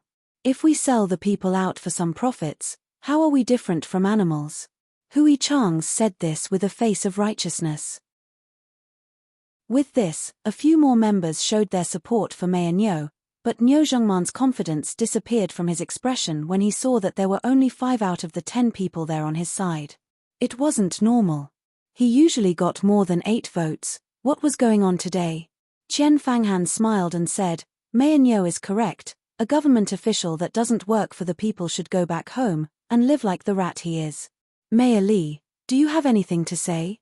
Hearing this, Li Chunxing smiled. He was quite sure that Qian Fanghan wasn't just a puppet. If he didn't do anything, that person was going to do something sooner or later. Li Chunxing stood up and said, before I say anything, I will play a short recording. Although the reason Xiao Lei had come was because she wanted to eat with Yi Mo and even go out and play, after hearing this, she knew that this piece of news was an opportunity that would mean a lot to her and her channel. The dinner had to be postponed. The priority was to get her channel to send people over. She trusted Yi Mo. If he said Mayor Li would agree to an interview, then he would. Yi Mo didn't have time to eat with her anyway. He needed to go check out the Yuan family. Although he had done his job, if the Yuan family found out something and suddenly ran away, it would be hard for him to find them. In Guilin, the press conference started at 11 a.m. on the dot. Despite having to come on short notice, there were still hundreds of journalists there. Most of them came from Beijing. Everyone, I believe that because of Luo Yu's influence, everyone is aware of happened yesterday. Although our Luo Yu won't dare talk about how noble we are, everyone has seen our contribution to the people of this world. But some people are jealous. They have used all sorts of means to harm and undermine our corporation, Yu Miaodan said with ease. CEO Yu, do you mean that the scandal with the beauty and health pill was due to Luo Yu being framed? Reporter asked. Yu Miaodan smiled and said with confidence, indeed, that is what I mean. No one expected Yu Miaodan to reply like that. It was such a domineering answer. This journalist was shocked. If he had known that Yu Miaodan would say this, he would have asked the next question already. Who was behind all of this? But his confusion made him lose the opportunity. A busty reporter in her 30s stood up. CEO Yu, according to what I know, your company's product has caused the death of 6 people and ruined the face of 4 others. The figure seems to be increasing. Are you trying to put the responsibility on someone else? Yu Miaodan glared at the reporter and said plainly, the reason our company can produce the beauty pill and health pill is because it has the power to deal with anything. We would never put the blame on others. I see that your skin is soft. I really want to know, do you naturally have such good skin or did you use our beauty pill? If you did, then may I ask, why didn't you die nor is your face ruined? Yu Miaodan's incisive reply made everyone laugh. The reporter's face turned red. She raised her voice and asked, CEO Yu, if everyone who used your product had those side effects, then this world would be a chaos. Furthermore, who knows when the symptoms might occur? Even cancer has a dormant stage. Still, I was asking if CEO Yu was putting the blame on someone else. Why are you avoiding this question? Or are you going to tell us who is framing your company? The reporter replied even more harshly. Does this mean you're suspecting that our medicine is faulty? Yu Miaodan asked. Yu Miaodan said with a strange expression, may I ask when you knew about this? Which channel are you from? Us, journalists, need to be constantly wary about people. Yesterday, Luo Yu got exposed and I heard about it. You don't need to ask me which channel I'm from. I can honestly tell you that I'm the He Feng Night News reporter Lu Tsueyang. I'm not scared of your revenge. Her tone was very agitated, as though Luo Yu was going to take revenge of her. Yu Miaodan also smiled sardonically. Journalist Lu Tsueyang, since you've known since yesterday that our beauty pill is problematic, why did you take one this morning? You nonsense, I didn't. Lu Tsueyang's face was completely red. Yu Miaodan said coldly, I'm the CEO of the beauty pill production, how can I not know about my product? After taking the beauty pill, within 6 hours, there should be a faint redness on the skin around the neck. It increases a woman's attractiveness. It is very obvious on you, and it's obvious that it has been less than 4 hours. If you don't believe me, we can test it now. Immediately, everyone looked at Lu Tsueyang. Her face turned red, but she couldn't say a word. Yu Miaodan sneered, you can't answer? Of course you can't answer, because you're just a pawn on the Yuan family's paycheck, and then you keep proclaiming about how you care about the people. I think what you care about is how much money goes into your account. As long as it gets you money, I don't think there's anything you wouldn't do. Yu Miaodan sneered, you can't answer? Of course you can't answer, because you're just a pawn on the Yuan family's paycheck, and then you keep proclaiming about how you care about the people. I think what you care about is how much money goes into your account. As long as it gets you money, I don't think there's anything you wouldn't do. I will sue you for defamation.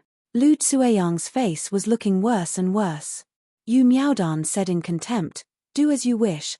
Not only am I defaming you, I'm also hereby defaming Yuan Bay Corporation. Sue me all you want, go on. CEO Yu, I don't want to help either side, but your words just now pointed at Yuan Bay Corporation. Are you implying that they are the ones setting Luo Yu up? Do you have any evidence? A reporter quickly caught on. Yu Miaodan said plainly, we always base our claims on evidence. Fang Wei, play the video now. I believe everyone will soon understand why I have invited you all over. He Feng. All of the Senate members froze. The footage Li Chunxing had shown was too shocking. The side effects of Luo Yu's products had been created by Yuan Bei by injecting their blood-dissolving serum into the beauty pill, causing the death of 6 users and the suffering of 4. What was most shocking was that they had created a contagious virus, called the WQ033 series virus. Yuan Bei Corporation wanted to make a profit out of selling antibiotics for it. This was too intolerable. Almost everyone directed their eyes on Chang Hui. They didn't expect him to be Yuan Zhirong's brother, wanting to use this to take a step further in his political career. Chang Hui, what else do you have to say? Qian Fanghan looked coldly at Chang Hui. He no longer seemed slow, seeming very decisive now. Qian Fanghan didn't expect the evidence Li Chunxing would release to be this shocking. Although he had some scattered evidence, he wasn't able to acquire decisive evidence as the conspirators had hidden very deeply. Yet now, Li Chunsheng took out such pivotal evidence. This Chang Hui was sweating all over. He wanted to accuse them of framing him, but the recorded video was just too clear. How could it be wrong? He hadn't even changed his outfit. Who was it? Who? How could last night's events appear here? Chang Hui was close to breaking down. He only had one thought: it's over, completely over. Niu Zhangman also looked at the video in disbelief. He no longer retained his composure. Chang Hui was Yuan Zhirong's brother? His head buzzed as he realized he had also been tricked. By Chang Hui, that is. They had been using him as a pawn, yet funnily enough, he kept helping the Yuan family. There was only one thought in Niu Zhangman's mind now, that he was a pig. Chang Hui, so you're an animal wearing human skin. Secretary Qian Fanghan, this is our fault. I will immediately self-reflect and call people to take Chang Hui away. I have sinned letting such a man amongst us. Ji Dun stood up and said. Qian Fanghan waved his hand. No need, the people outside will take him away. We shall continue our meeting. As soon as he said this, 2 policemen with guns came in, and they dragged Chang Hui away. However, there was more. After those 2 left, tens of police officers all armed with guns came in. Ji Dun's heart sunk. The police took away Hui Chang without going through the police department. This made him have a bad feeling. He was the chief of the Hefeng police department, yet he didn't even know when so many policemen had arrived outside. How could this be called a meeting with so many police in the room? Not only Ji Dun thought of this, everyone else did too. Hefeng would be undergoing a massive change. Qian Fanghan didn't seem to care about what everyone thought and went back to his slow-paced manner of talking. Now, let us discuss the second point. This one is about Niu Zhangman and Ji Dun's money laundering, and about Niu Zhangman harming the lives of hundreds of villagers. This was no longer a meeting indeed. This was an interrogation. Niu Zhangman was sweating. He knew things didn't look good already, but he just didn't expect all this to come so suddenly. He didn't even have a chance to strike back. He had underestimated Qian Fanghan. Harming hundreds of lives, Niu Zhangman didn't need to think hard to know that this was related to the Shitong Dam case. But he would still hold his ground and wait for Qian Fanghan's evidence. Without evidence, he would still be able to strike back. But Ji Dun couldn't keep it up. Old secretary, although there are things of my job that I haven't done well, I can't accept this blaming me of having laundered money. Qian Fanghan smiled. This isn't blaming, you did it yourself. Then, Qian Fanghan put his USB stick into a slot. The projector displayed all accounts of Ji Dun's money laundering and other illegal activity, as well as evidence of him receiving bribes from Niu Zhangman. Ji Dun immediately let loose like a sagging balloon. He finally understood why Qian Fanghan didn't do anything for half a year. He was collecting evidence and making them feel relaxed. Seeing Ji Dun get taken away, Niu Zhangman felt relaxed. Luckily, it was only that evidence. Although it was still money laundering, this wasn't the worst-case scenario. Then, Qian Fanghan looked at Niu Zhangman and said, the reason why you haven't been taken away is because you haven't seen a certain recording yet. Mayor Li, do you think there's something this righteous Mayor Niu needs to see? Definitely, Secretary Qian, Li Chunsheng smiled. He knew that this was pretty much a one-sided battle now. The following videos made Niu Zhangman fall into despair completely. It even included footage of him gambling in Las Vegas. Seeing the food poisoning incident and the underground base, Niu Zhangman knew that it was the end of him. Looking at Niu Zhangman getting dragged out, Qian Fanghan commented morosely, it's unfortunate that our good mayor, Mayor Su, wanted to make things happen for the people yet was harmed by pests like Niu Zhangman. Thank goodness for Mayor Li this time. If it wasn't for you, we wouldn't have been able to find out this much this quick. I thank you on behalf of the country and the people. Li Chunsheng quickly stood up and said, I was just doing what I should be doing.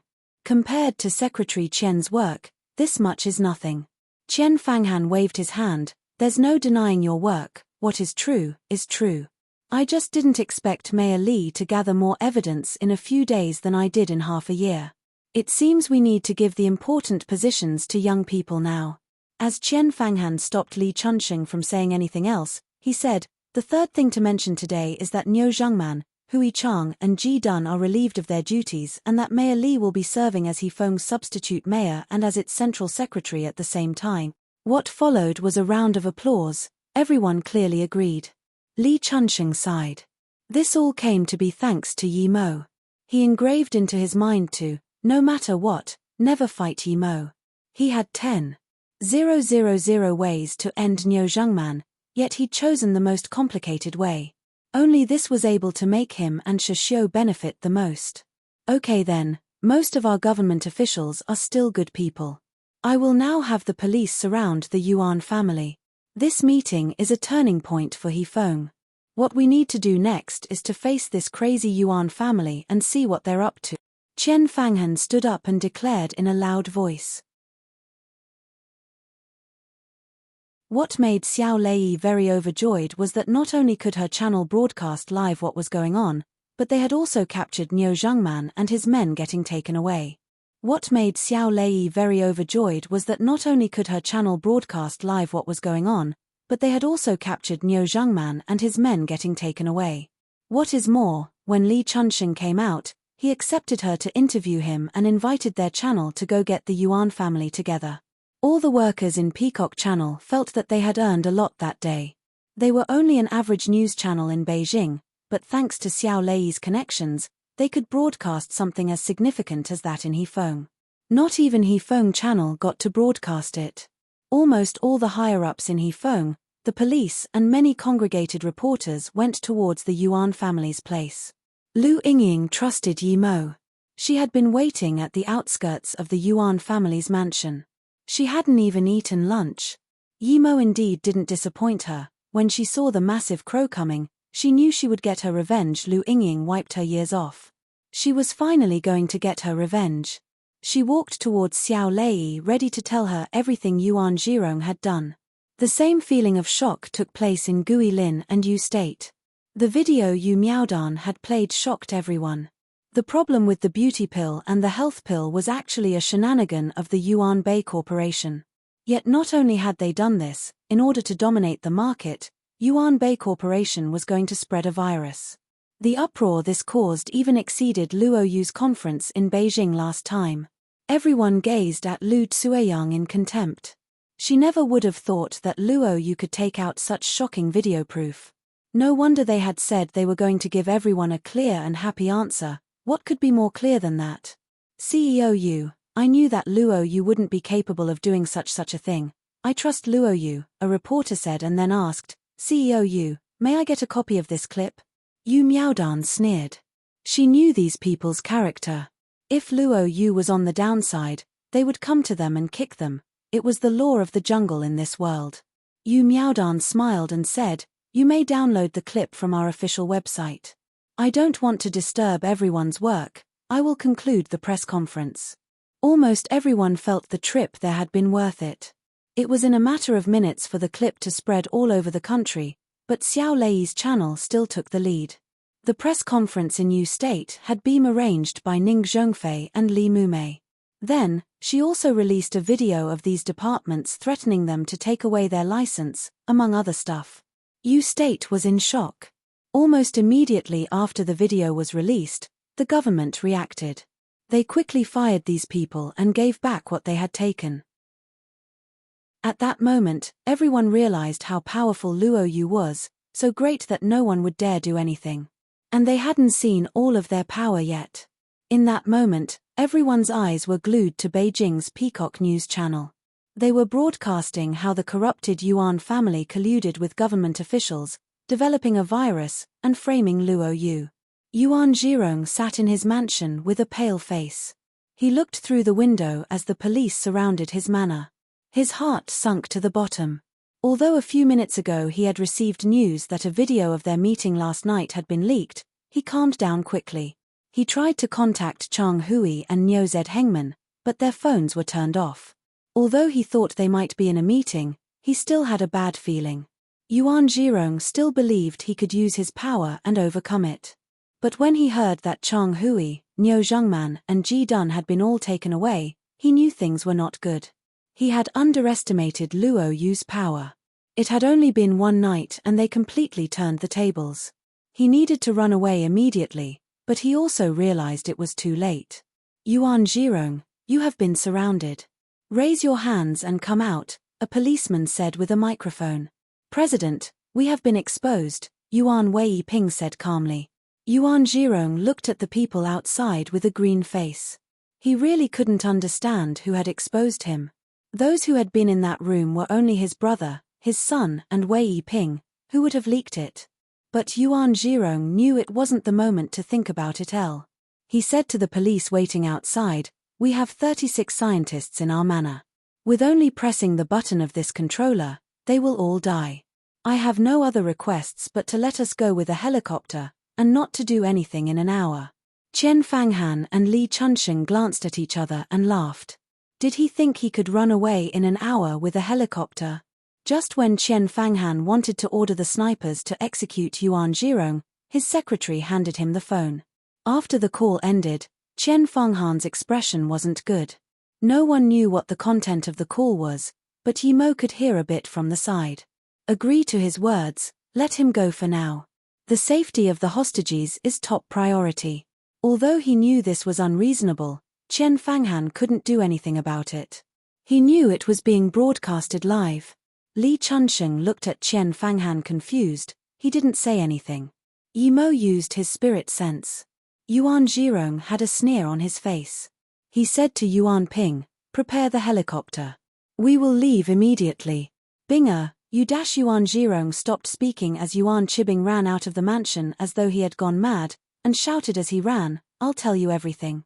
A year ago, the movie star and Ru came to Hefeng and didn't agree to sleep with me. I killed her. The 4 missing young girls in Hefeng 3 years ago were also killed by me. A master of mine said I could use virgins to cultivate. I also came up the idea of the virus. Seeing him in this crazy state, everyone was shocked. No one understood why he had admitted all of this, but the more he admitted, the more unsolved cases became clear. Young CEP. Yuan Weiping looked at Yuan Chibing in shock.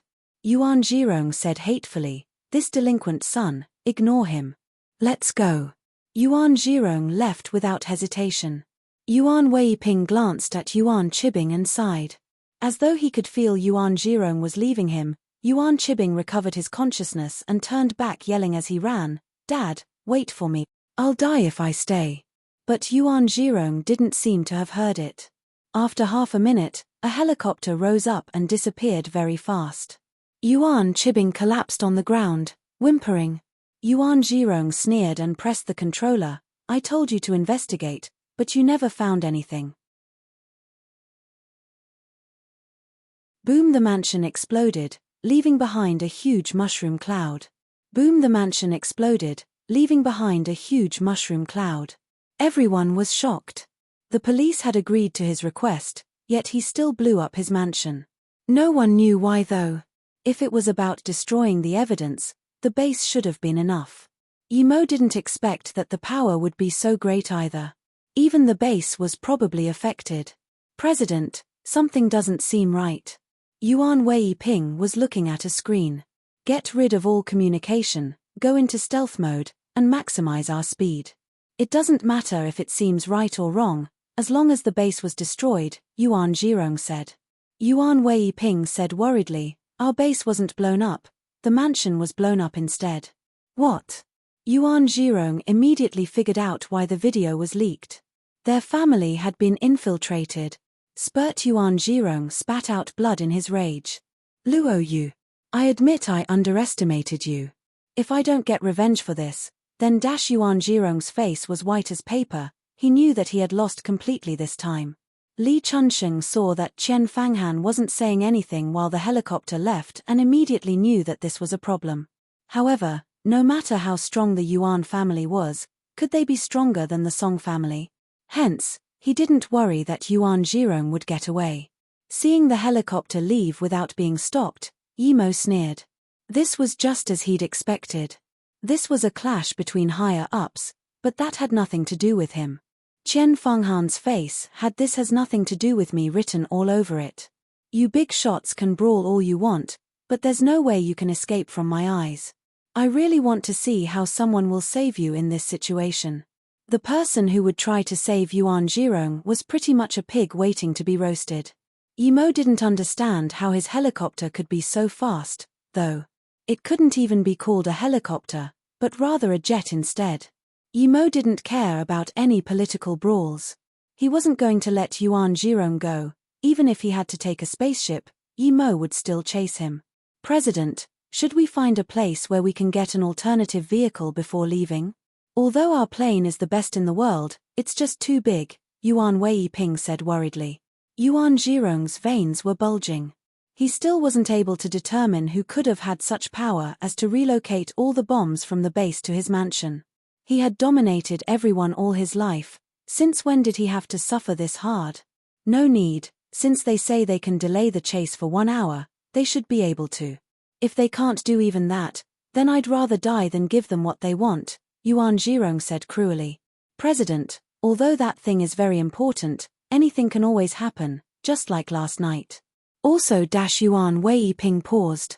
Yuan Zhirong woke up from his anger and said, also what? Yuan Weiping continued as he piloted the plane, we're not even that big of a family in Beijing. If they go back on their words and disregard what we have. Yuan Zhirong had regained his composure, so hearing this, he said after a moment, Weiping, you're right. We have to rely on ourselves for everything. They helped us not because of how strong we are. Wait, these people saved me for now, but they won't let me go just like that. Weiping, find a place to land immediately, we can't take this plane. You are very smart indeed.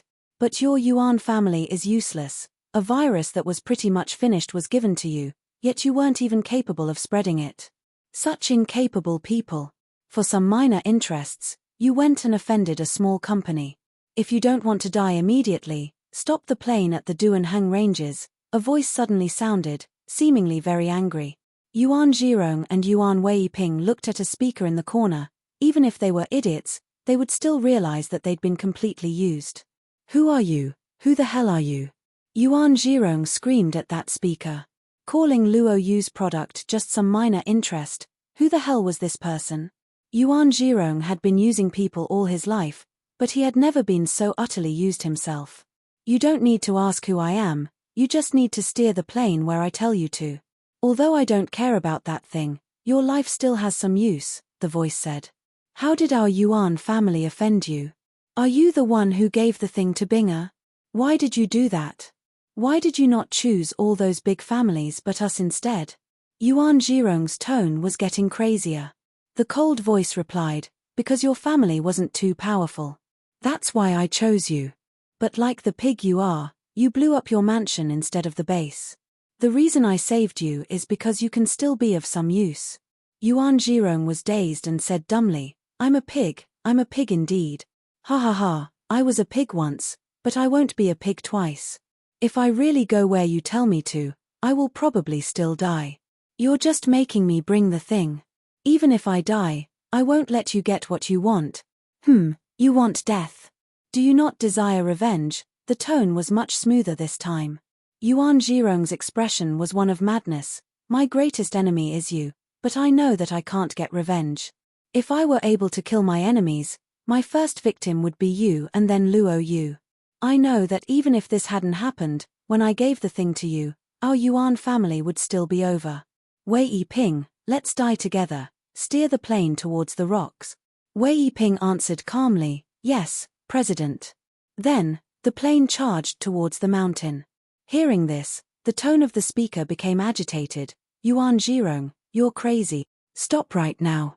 That's right, I'm crazy. I can be used once, but don't even think of trying to use me twice. Yuan Zhirong's tone suddenly became calm. He ignored the speaker and said to Weiping, you've been by my side for tens of years, and I eventually ended up taking you on a path of no return. I'm sorry. Yuan Weiping smiled, President, as I vowed before, from the day you saved me and my sister, my life was yours.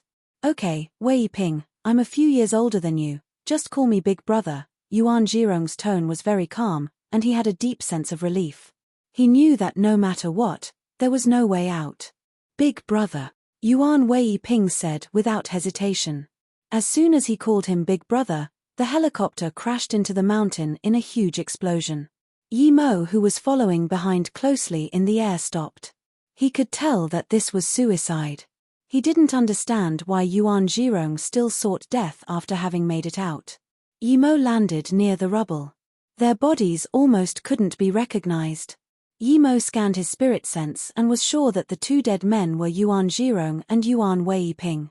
Yi Mo didn't feel anything. The two got what they deserved. A small golden case caught Yi Mo's attention. Yi Mo grabbed the case through the air and opened it. The space inside was very small. Other than a diamond-like crystal, there was nothing else. Yi Mo looked at the crystal carefully. It seemed to be just a normal rock, so since he couldn't tell what it was, he dumped it into his storage ring. Other than that, Yi Mo couldn't find anything on the crash site, so he turned and left. An hour later, another helicopter arrived with 3 men in black getting off. They didn't say anything and simply charged into the remains of the crash as they started searching. Half an hour later, the oldest man said in a bleak voice, "There's nothing, no footsteps either, and it doesn't seem to have been searched. It doesn't seem like the thing was brought out." Although he was already in Duanheng Ranges and the Kai was better than elsewhere, Yi Mo decided to come back to find spirit herbs in the future. His business there was done, and he desperately needed to go back to Flowing Snake to check. Although he was already in Duanheng Ranges and the Kai was better than elsewhere, Yi Mo decided to come back to find spirit herbs in the future. His business there was done, and he desperately needed to go back to Flowing Snake to check. When Yi Mo arrived to Flowing Snake, Luo Yu had once again became famous. Not only had Yuan Bei been exposed for framing Luo Yu, but they had also been removed from the market overnight. This incident had made everyone remember the Sai Yang milk powder incident from last year. This company had ignored their conscience in order to make more profits. They also got kicked out from the market in one night, and therefore shamed. What Yuan Bei had done was worse than the milk powder company's incident. Not only were they harming the public, but also the citizens. They obtained their star product stealing it from a family, after killing the grandpa and brother. They were really evil. If it hadn't been for this incident and the victim, Lu Yingying, exposing them, no one would have even known how bloody the history of the Lu family was. With their plans to spread a virus, if the officials didn't declare Yuan Zhirong to have suicide, he would have probably been eaten alive by the furious public. Although the Yuan family was over, they still had a huge fortune. Under immense pressure, their wealth had been seized by the government for public use, and a part of it was given to victims as a compensation. What is more, Luo Yu was now even more famous, and their products were on higher demand. When Yi Mo came back to Flowing Snake, Ning Qingxue had been waiting for him for a long time. "I want to go back to Yu State and have a look." Ning Qingxue had been waiting to tell him this. Only that. Yi Mo smiled and caressed Ning Qingxue's hair. "I want to put all my efforts on developing Luo Yu after I go see my parents. I'm thinking the same as Sister Yu. Perhaps one day we can turn this place into a city. This city would only belong to us, and no one would disturb us. I like it that way. Although I know it's not very realistic, this is probably the ideal for everyone in Luo Yu." Ning Qingxue had grown up in a big family, and although she didn't participate in those schemes and shenanigans, she was still familiar with those matters. She hated that sort of life, but Yu Miaodan's suggestion about Luo Yu had given her hope. If the land at Flowing Snake could really be bought, then perhaps they could build a paradise there. The main thing was that she believed in Yi Mo. He was an immortal cultivator. Even if he couldn't become a real immortal, he could still build a city. "Okay, I promise you." Yi Mo grabbed Ning Qingxue's hand. She knew how hard it was to make it come true, but he wanted to fulfill her wish. In order to do that, he needed power. Without power, that was just a dream. On Earth, it was too hard to raise his power. Even if he was the only cultivator, it was still very hard. Moreover, Yi Mo wasn't happy with Flowing Snake's land, but he didn't say that. "I'll take you tomorrow." Tonight Yi Mo's mouth was blocked by Ning Qingxue's lips. Ning Qingxue felt her face warm up. She liked the feeling of kissing Yi Mo. After a while, Ning Qingxue looked up blushing. I can travel tomorrow on my own. In the future, I might have to go back and forth frequently. Furthermore, I'm already at stage 1 peak level, I can take care of myself. You have a lot of things to do, I can't let you take me there every single time. Yimo smiled.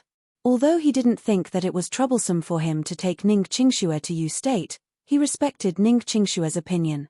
She could protect herself now indeed. Okay, I'll teach you how to use fireballs tonight. I also have a Kai increasing pill with me, I'll try to get you into stage 2 tonight, he said.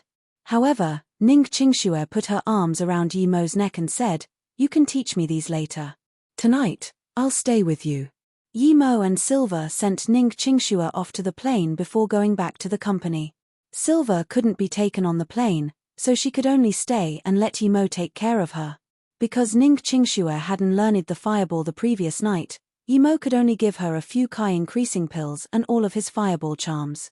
He had slept with Ning Qingxue last night, but they hadn't broken the final barrier. Although Yimo knew that if he wanted, Ning Qingxue wouldn't reject him, he still wanted to find Luo Ying first.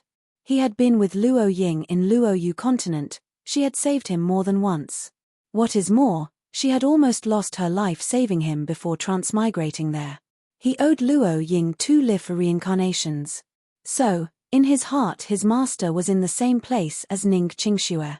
One thing Yimo hadn't said was that when he could really build a city like Ning Qingxue wished, he would organize the greatest wedding for them together. Ning Qingxue knew what Yimo was thinking. She just embraced him for the rest night.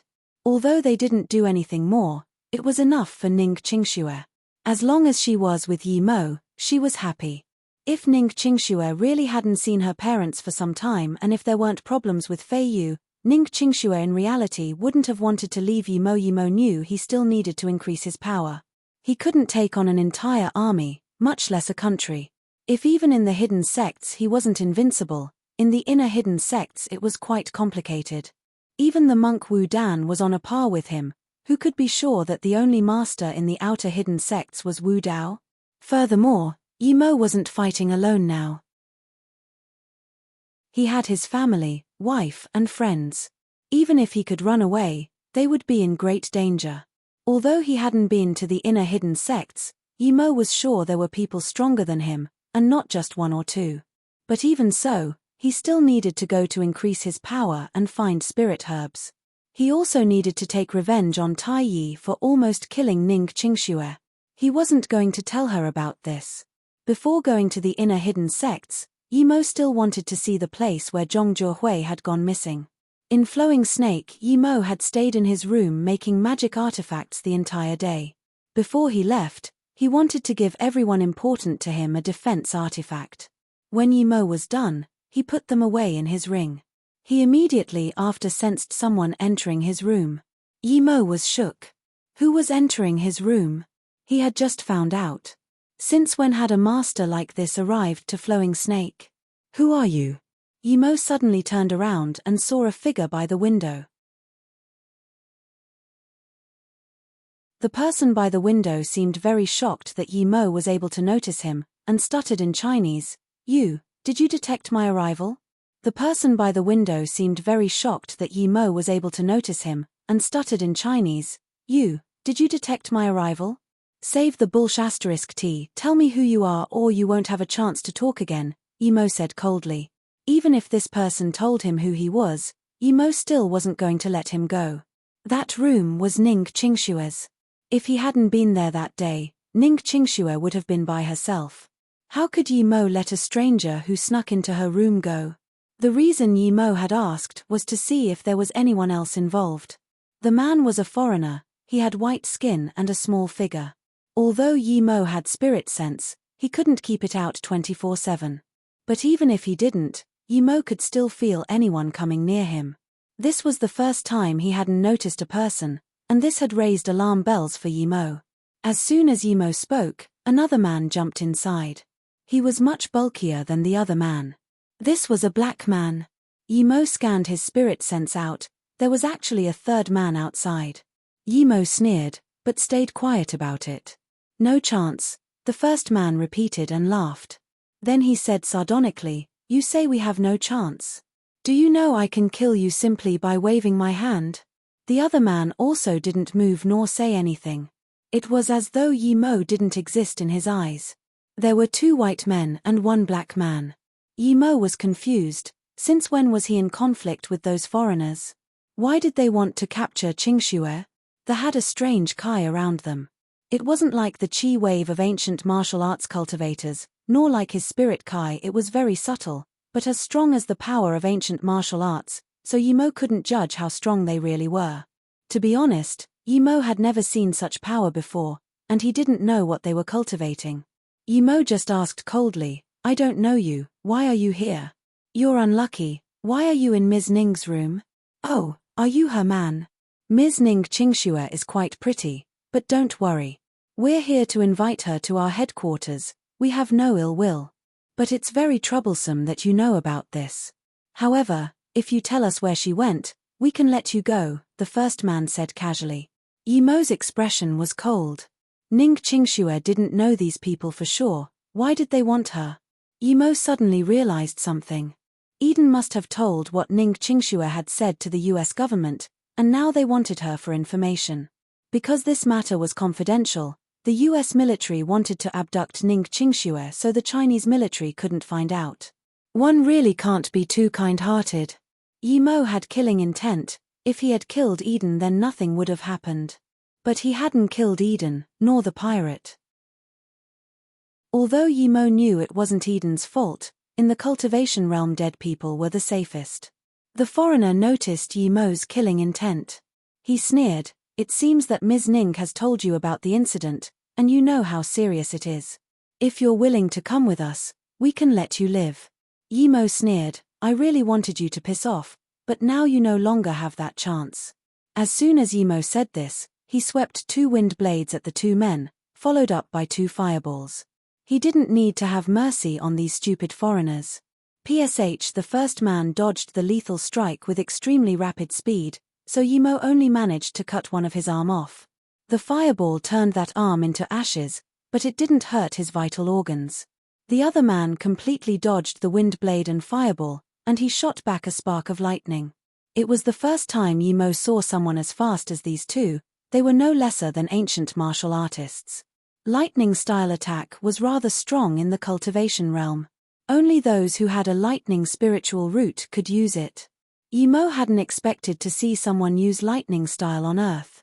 His heart sunk. Had he encountered a cultivator with lightning spiritual root? If he had, then Yi Mo wouldn't be able to survive that night.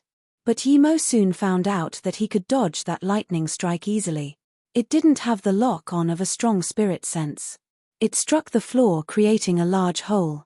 Was this even a lightning-style attack? Yi Mo felt strange. He had never seen a lightning attacks as bad as this one. Even the weakest lightning spiritual root cultivator could use lightning arts much better than that.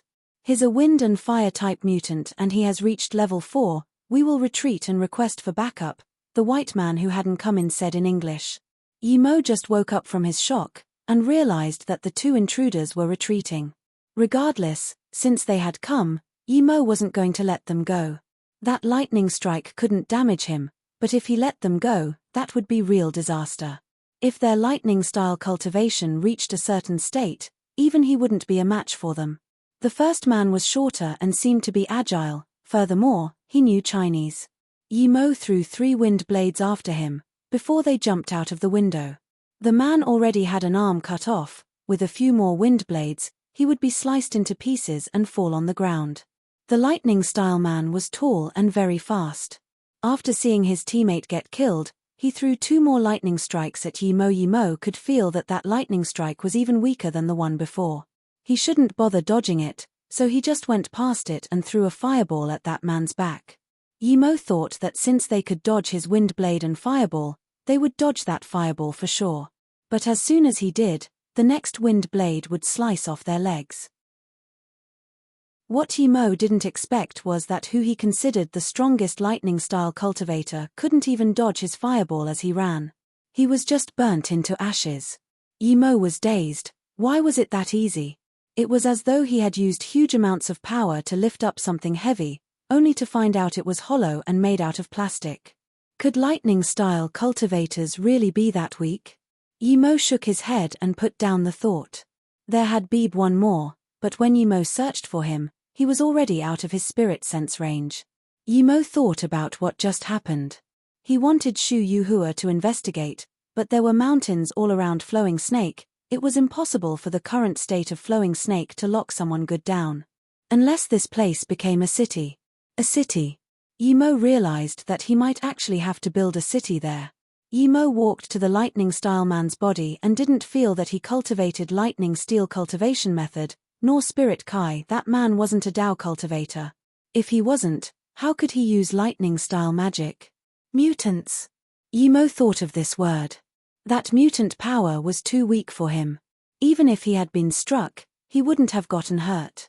The Americans had sent a few mutants to capture Ning Qingxue. It seemed they cared a lot about that Japanese organization. Yimo destroyed the bodies casually and called Ning Qingxue. Ning Qingxue was about to enter stage 2 and had a lot of fireball charms, so she should be capable of dealing with a few mutants. There was also Luo Fei, who was a black level, to take into account. Ning Qingxue was about to enter stage 2 and had a lot of fireball charms, so she should be capable of dealing with a few mutants. There was also Luo Fei, who was a black level, to take into account. That night, Yimo went around Flowing Snake for a few hours but still couldn't find that escaped mutant. The next morning, Yimo called out all the managerial staff of Flowing Snake. Before he left, he needed to have another meeting. Shu Yuhua suggested that the first step towards independence should be the instatement of Flowing Snake's own protection unit and establishment of a simple legal system, so they copied China's legal system. After distributing the defensive artifacts, Yimo asked, "Who knows about mutants?" Mutants. The only thing most people there knew about Yimo was that he was good at making pills, so now that Yimo asked this strange question, they thought, is he a mutant? I know some things, Shu Yuhua said. There are many types of mutants, and though it is unknown how many there are, those who really have offensive capabilities to speak of number only 10 to 20 types. For example, fire-style mutants can use flames to attack, but if they aren't at a certain level, the flames do little damage to the human body. Seeing how Yimo was listening intently, she said again, but once a mutant's power has been completely awakened, it is rather strong. To be exact, the World Mutant Association has ranked the mutant's power level into 10 levels. Fire-style mutants who barely control flames, for example, are level 1 mutants, also called primary mutants. The highest level is level 10, those 8 and above are tertiary mutants. It's said that wind-style mutants have to be level 8 to be able to fly a short distance. Those are only theoretical data, though. Yimo could rest easy now. He was sure that level 8 would be very hard to reach. Even when reached, it would be similar to his wind control at most. In fact, everyone has some mutant power in them, but the situation and type can vary strongly. We sometimes randomly see sparkles on people. That might be because they're a fire-type mutant that can't control their power. One must have a certain body type and amount of talent to reach level 1. It could be said that mutants are very rare and each one of them is deemed a national treasure, Shu Yuhua explained. Indeed, although I don't know it very well, but every single country has a mutant organization, most of which serve their own nation, Zhong Jiayan said. Only now did Yimo realize how valuable those people who came last night were. They were the elite of the country, and there didn't seem to be much of them. He just didn't know what level they had been at. It seemed like the US really did take the Japanese incident seriously, even sending such important people. After everyone had left, Yimo sighed. He didn't know how many mutants there were in China, but Earth-level ancient martial artists were no bit inferior to those mutants. China was inferior when it came to both intel and military organization, though. There was no other reason than a lack of unity. Yimo had researched Chinese history, and it appeared that most of the Chinese wars had been lost due to either themselves or traitors.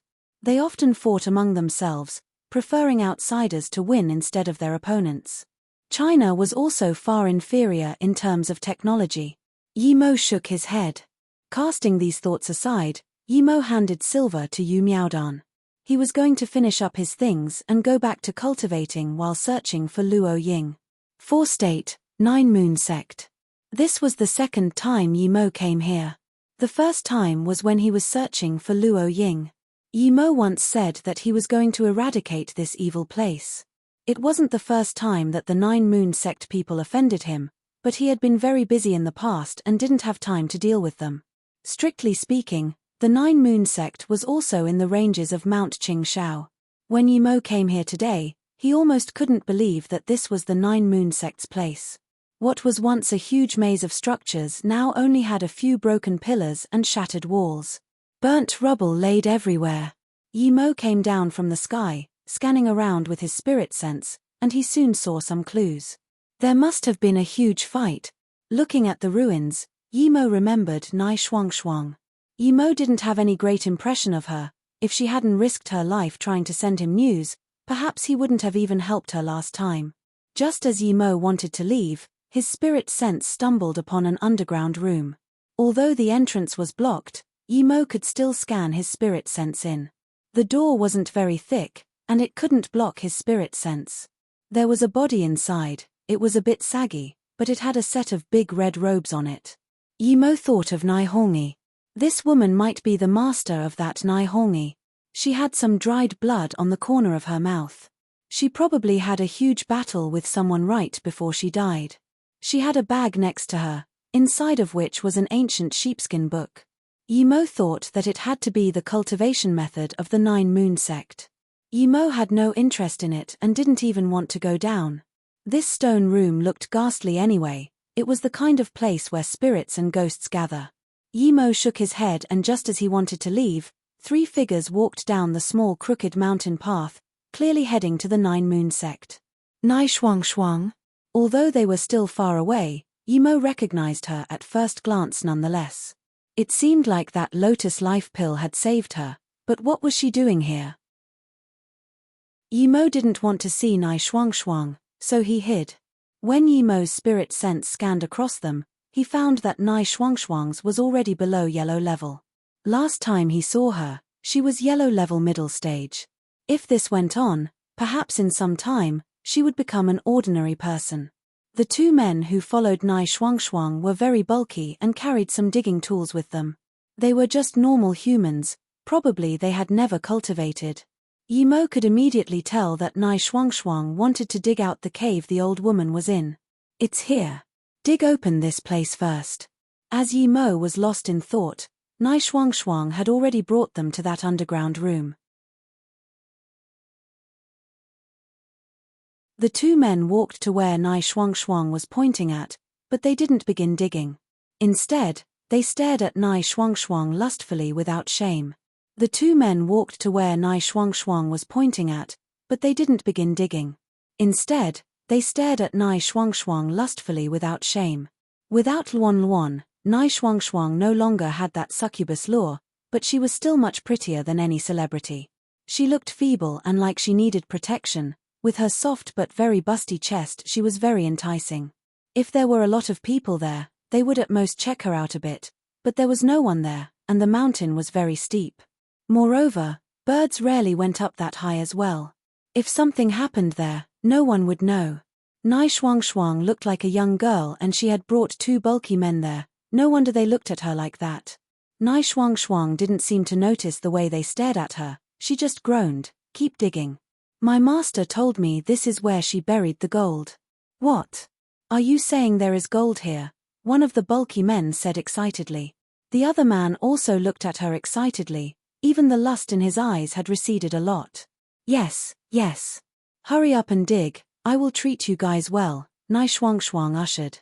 The 2 men glanced at each other, and without hesitation started to dig with the shovels. Nai Shuang looked at them as they dug, instructing them on the side. Yi Mo sighed. Under Nai Shuang's seductiveness, their IQ had gone down to 0. It was suicide. Although Nai Shuang was below yellow level, she could easily take on these 2, who had never cultivated. That woman was still the same. Even though Luan had left, she still didn't take other people's lives seriously. But these 2 got what they deserved. Even if they hadn't lusted for Nai Shuang, Yi Mo believed that she wasn't going to let them go afterwards. Yi Mo shook his head. It was time to leave. If he stayed, all there was to see would be Nai Shuang killing them. Yi Mo had no interest in that. Just when Yi Mo was planning to leave, he saw another man come up the mountain road. He supported himself with 2 crutches, but he was still eerily fast. How could a man who had broken legs be that fast? Yi Mo immediately recognized this person. It was Nai Pai. He had broken his legs in Beijing. He was probably the big martial brother of the 9 Moon sect. He hadn't expected that guy to be here too. Without a doubt, he was there for the same reason as Nai Shuang.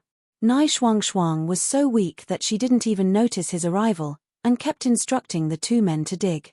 Nai Pai saw this and didn't approach them. He also found a place to hide, while watching Nai Shuang dig. If Nai Shuang hadn't been here, Yi Mo would have killed him immediately, but he didn't want to talk to Nai Shuang. Nai Shuang seemed to have some feelings towards him. It was probably due to his cultivation method. Yi Mo didn't want to meddle with that sort of woman. He was disgusted at those who belonged to the 9 Moon sect. "I see the entrance," one man called out in excitement. Nai Shuang took out a mine torch and said, "2 brothers, let's go in and have a look." The 2 men had already walked down the stairs, as Nai Shuang followed behind. "What's wrong?" The man looked back and saw Nai Shuang rubbing her ankle.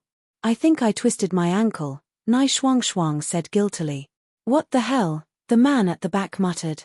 Seeing that his pal had gone deep inside, he took the torch and said, "Wait here for me, I'll go down and have a look first." Before Nai Shuang could reply, he went in. Nai Shuang quickly called, "The thing is inside a stone room, you need to open the door to get it." The 2 men weren't in the mood to listen, and they just ran down rapidly. After the 2 had left, Nai Shuang stood up with confidence and quickly got out of the cave. She waited on the side facing the sun. Yi Mo's spirit sense scanned that the 2 men kept hitting the door, which wasn't thick. With their repeated strikes, it broke gradually and got shattered. But before the 2 men could see their gold, the bleak Kai of evil spirits rushed out. They were invaded by that Kai immediately, and they fell on the ground, writhing before dying. The Kai in no time seeped out of the stone room and rushed onto ground. But as soon as the sunlight shone on them, they turned to dust. If Yi Mo hadn't had his spirit sense, he wouldn't have been able to see this either. No evil spirit could reach Nai Shuang. They dissipated rapidly, and in half an hour they were all gone. Nai Shuang exhaled at ease, and she approached the entrance of the cave again. Just when she wanted to go in, a bleak voice from hell sounded, "Martial Sister Shuang, some people really do meet at all points in life, don't they? You're finally willing to come back to our sect. Ha ha ha ha. It's you, Nai Pai." Nai Shuang's expression changed. She had no hopes of victory against Nai Pai. "Why are you here?" Nai Shuang knew that it was impossible for her big martial brother to have mercy on her. Nai Pai laughed cruelly. "How am I here? I followed you this time before you came back here. You tell me, how did I come here? Do you know how hard it was for me? I saw you every day, but I couldn't fuck you. I waited arduously and today you finally came back to take the thing. I knew that old hag would tell you where she hid it. It was just as I expected. Ha ha ha ha. You've been following me?" Nai Shuang's face got pale. She'd been very careful that time, but she still got caught and followed for so long without noticing. Nai Pai sneered as he walked to her. "You be *tch. I'm your big martial brother, how dare you not serve me? You colluded with Yi Mo to break my legs at Yang Shui River. If I don't fuck you to death today, you will become my big martial sister." "What? When did I?" Nai Shuang stopped. She saw that Nai Pai's legs were broken. That meant that the person she had seen before she died that day was Yi Mo. Nai Shuang breathed heavily. No matter what, Yi Mo didn't just watch her die, nor let her fend for herself. If someone else or Nai Pai had come back, she didn't dare imagine what would have happened. She was satisfied. Yi Mo had managed to break Nai Pai's leg, and when he had mentioned him, he had a deep fear in his eyes. From this, she could see that Yi Mo was much stronger than Nai Pai. When she thought about that, Nai Shuang smiled. Be *tch, While I take your virginity and strip you naked for everyone to see, we'll see if you can still smile. Nai Pai was angry at the fact Nai Shuang wasn't scared anymore. Nai Shuang knew that this day would be her last, so she smiled contemptuously. Nai Pai, can you even fuck a woman like me? Keep dreaming, you disabled man. Even if I die, I won't let a disabled man like you assault me. Then, Nai Shuang took out 2 needles and tried to stab herself with them the head. Do you want to die? I will grant you that wish, but not now. Nai Pai flung his hand and a silver ray flashed. Nai Shuang's 2 needles had fallen in Nai Pai's hands. Why isn't that F***CKBDD of yours coming to save you today? Ha ha ha, you've been with him for so long, yet you're still a virgin? Does he have some problems with his manlyhood? Ahaha, I guess you can only give your first to your big martial brother now, Nai Pai laughed. Why isn't that F***CKBDD of yours coming to save you today? Ha ha ha, you've been with him for so long, yet you're still a virgin? Does he have some problems with his manlyhood? Ahaha, I guess you can only give your first to your big martial brother now, Nai Pai laughed. Nai Shuang looked at her empty hand and started to worry. She just remembered that Nai Pai was an earth-level master. She couldn't even kill herself in front of him. Before Nai Shuang could react, Nai Pai moved his crutches and dashed in front of Nai Shuang. He slapped her on the neck and snarled, "Why don't you sleep for a while? After I take the thing, I will enjoy you and show you whether this big martial brother of yours is disabled or not." Nai Shuang fell down without resistance. Nai Pai was prepared to walk into the room, yet at the entrance, he suddenly found that there was already someone there. Nai Pai was shocked. He was an earth-level master. Even without his legs, no one should be able to come in front of him without him noticing, but he really hadn't noticed this person. "Who are you?" Nai Pai soon calmed down as he saw a young man in his 20s stand before him. Yimo sneered, "After cutting off your legs and seeing you run away in the river, I didn't think I would see you again today. It really must be fate. It's you, Yimo?" Nai Pai's heart sunk. He was really feeling regretful. He cursed himself for not thinking that Yimo might come today. Since Nai Shuang came, of course Yimo could come too. Nai Pai realized that there would be no way for him to escape today. Yimo was the strongest master he had ever seen. Although he wished to take revenge, he would rather never see Yimo again, yet he'd still encountered him today. As Nai Pai was still dazed, Yimo threw out a few wind blades. Nai Pai was an earth-level primary stage, sure, but he was still killed by Yimo without any resistance. Yimo hadn't planned on going inside the cave, but since it was opened, he entered it and brought a bag out. The bag was made out of very good materials, but it wasn't attractive to Yimo. He opened the book in a casual way, but soon, Yimo was stunned. This was a real Tao cultivation method. It was called the 9-moon evergreen chant. This wasn't some evil cultivation method at all, and it was actually much stronger than those ancient martial arts cultivation methods. Even though this cultivation method could only make one reach the Kai gathering stage at most, on Earth, it was invaluable. If Yimo didn't have his own cultivation method, and if this cultivation method wasn't meant for women, he would cultivate it for sure. Yimo opened the book and immediately understood why the 9-moon sect members had been so evil. The introduction of the chant said, "To fate, people are mere toys to play around with. It wants man to have death in life, to have life in death. Yet my Tao is one of longevity. Using the self as the universe, the heart and liver as the heaven and earth, gathering the yin essence, cultivating the yin soul. Forget the hollow and fake, see not, think not, hear not, worry not, there is neither internal nor external." Yimo sighed. It indeed clearly instructed how to absorb spirit Kai of the heavens and earth as the basis of cultivating one's own soul. The inventor of this manual had to have been a genius, but she was born on this earth deprecated of spirit Kai, so she could only write out the cultivation method up till the Kai gathering tertiary stage. But her cultivation method was understood as men having to devour women's essence yin in order to cultivate. What was this? TL note, essence yin equals pretty much virgin Kai, taking a woman's virginity while cultivating a special cultivation method which devours the essence yin. Yimo closed the book and sighed. This was a treasure gone to waste. He dumped it in front of Nai Shuang. It would be Yuo to her own fortune to see if she could understand it. If she couldn't, then even if he taught her, her progress wouldn't be high in the future. Putting it down, Yimo scanned Nai Shuang and ignored her afterwards. He stood on his flying sword and left. Not long after Yimo left, Nai Shuang woke up. She noticed that she was laying on the ground and was shook. She checked her clothes and saw that they hadn't been touched. Finally, she felt relieved yet also confused. Did Nai Pai not rape her? It took a moment for her to see Nai Pai's body, which was split in half. Nai Shuang stood up in horror. Why was she still fine when Nai Pai had been killed? Who had saved her? Nai Shuang was dazed for a few seconds before seeing the bag on the ground. She opened it and found a jade jewel and the 9-moon evergreen chant. She immediately realized that someone had saved her and didn't take the thing. Who was it? Thag was so generous. Both items were invaluable. Who could have dumped it like grass? Had Yimo come again? Nai Shuang immediately thought of Yimo and with great sadness realized that other than Yimo, she didn't have a single real friend. Nai Shuang dumped Nai Pai's body and left as fast as she could. She wasn't the only person who knew about the sect. Yimo found the place that the man had drawn for him, but it had no clues left anymore. Sichuan's Mount Qing Shao was where one of the origins of Chinese Taoism lay.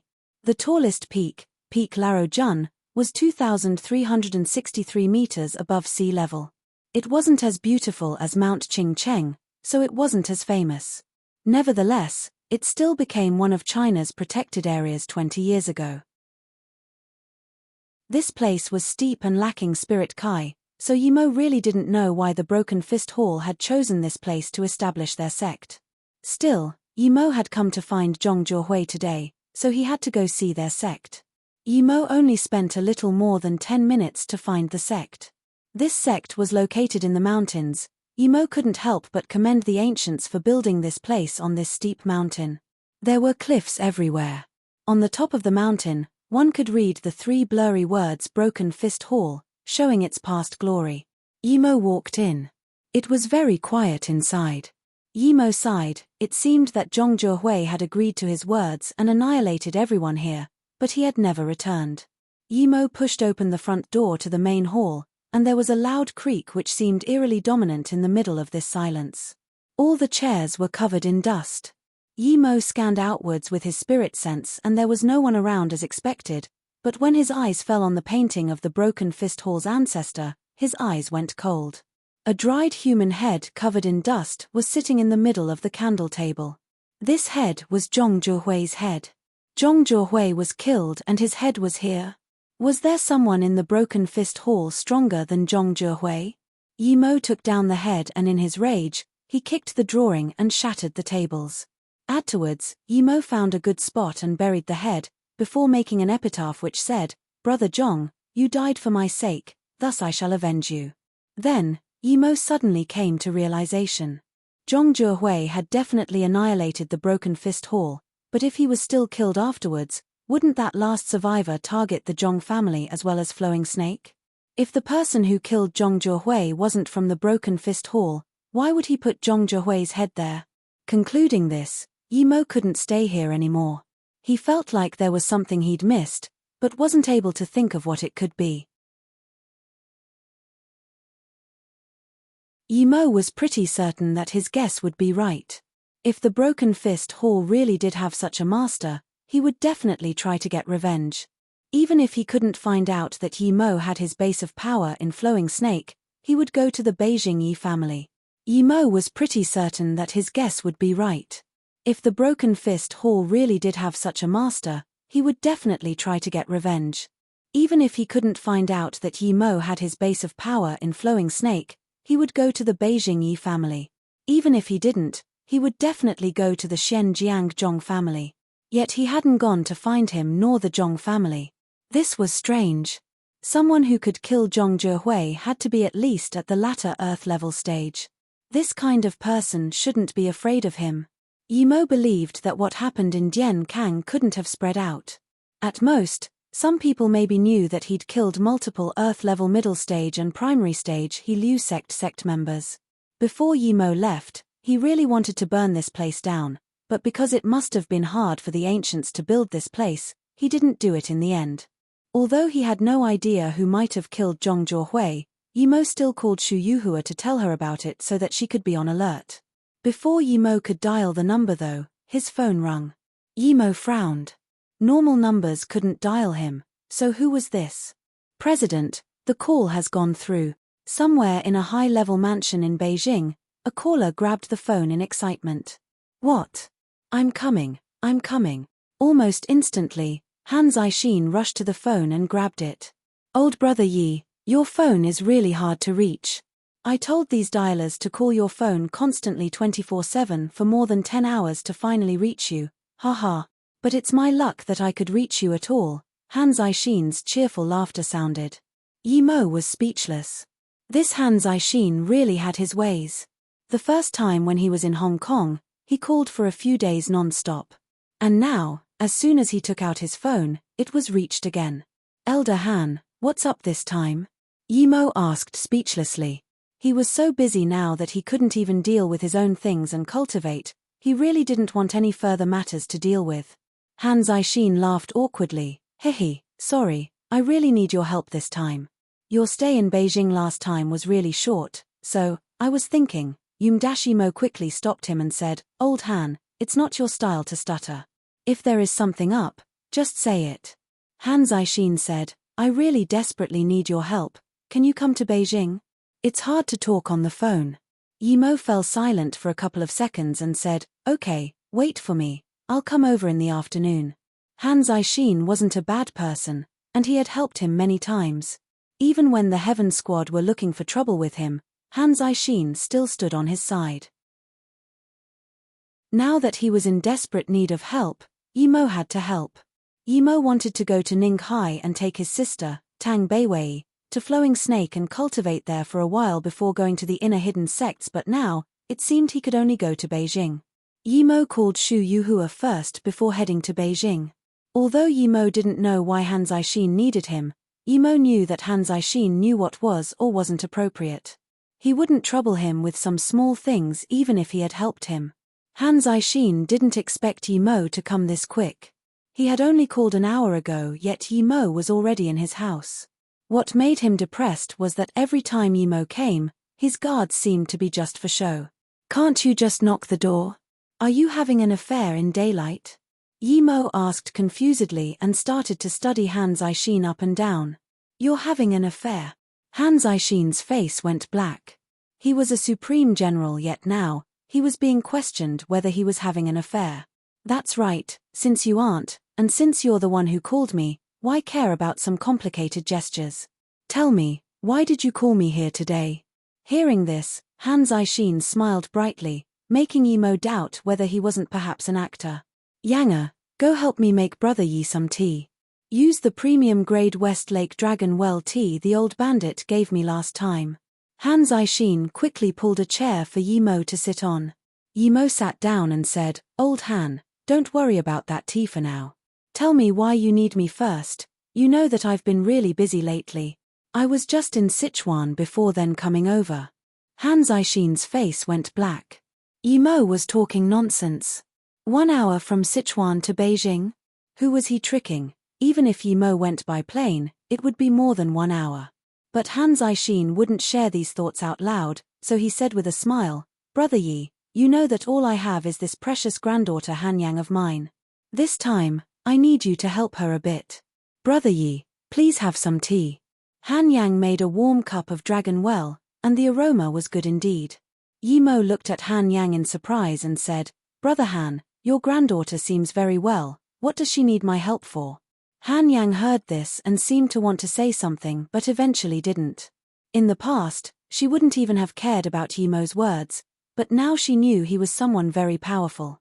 Han Zixin sighed and said, I'm sure, brother, that you know about the hidden sects, but have you heard of the hidden sect tournament? Hidden sect tournament? Yimo had heard about it more than once. There was one every 3 years.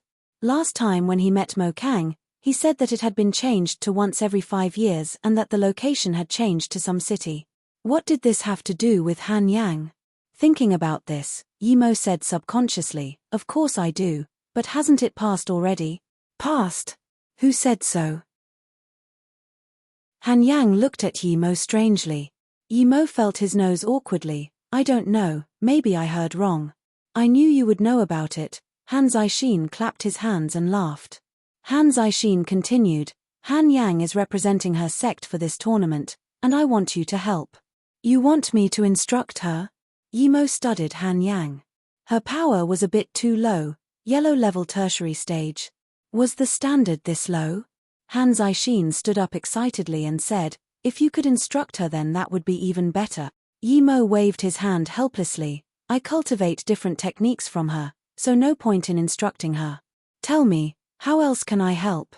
Although his relationship with Han Zixin wasn't bad, he didn't have that much Kai increasing pills, so unless Han Zixin mentioned it himself, he wouldn't use them.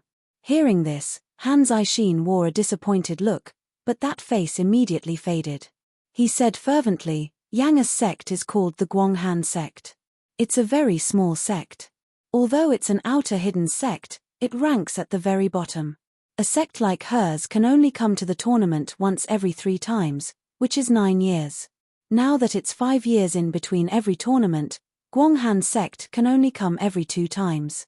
Each time, they only have 1 spot. Yimo frowned. If it's that prejudiced then why go?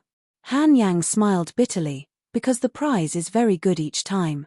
If you can enter the top 30, you get a black rising pill and a 500 million reward. The top 10 win those and an earth-level cultivation method on top. The top 3 can enter a spirit pond to cultivate in for 3 months. It's said that 1 month in there is more efficient than 1 year on the outside. Other than this, everyone gets a pill to reach the earth level. This isn't even the main thing. The main thing is a secret reward that the top 30 all have a chance of getting. Yimo thought, could that be a spirit well? If it was, then no matter how powerful the hidden sects were, he would be taking it for himself. As for the other rewards, they didn't interest Yimo. In fact, what I want the most is the top quality black rising pill. I don't even hope for the top 10, Han Yang said.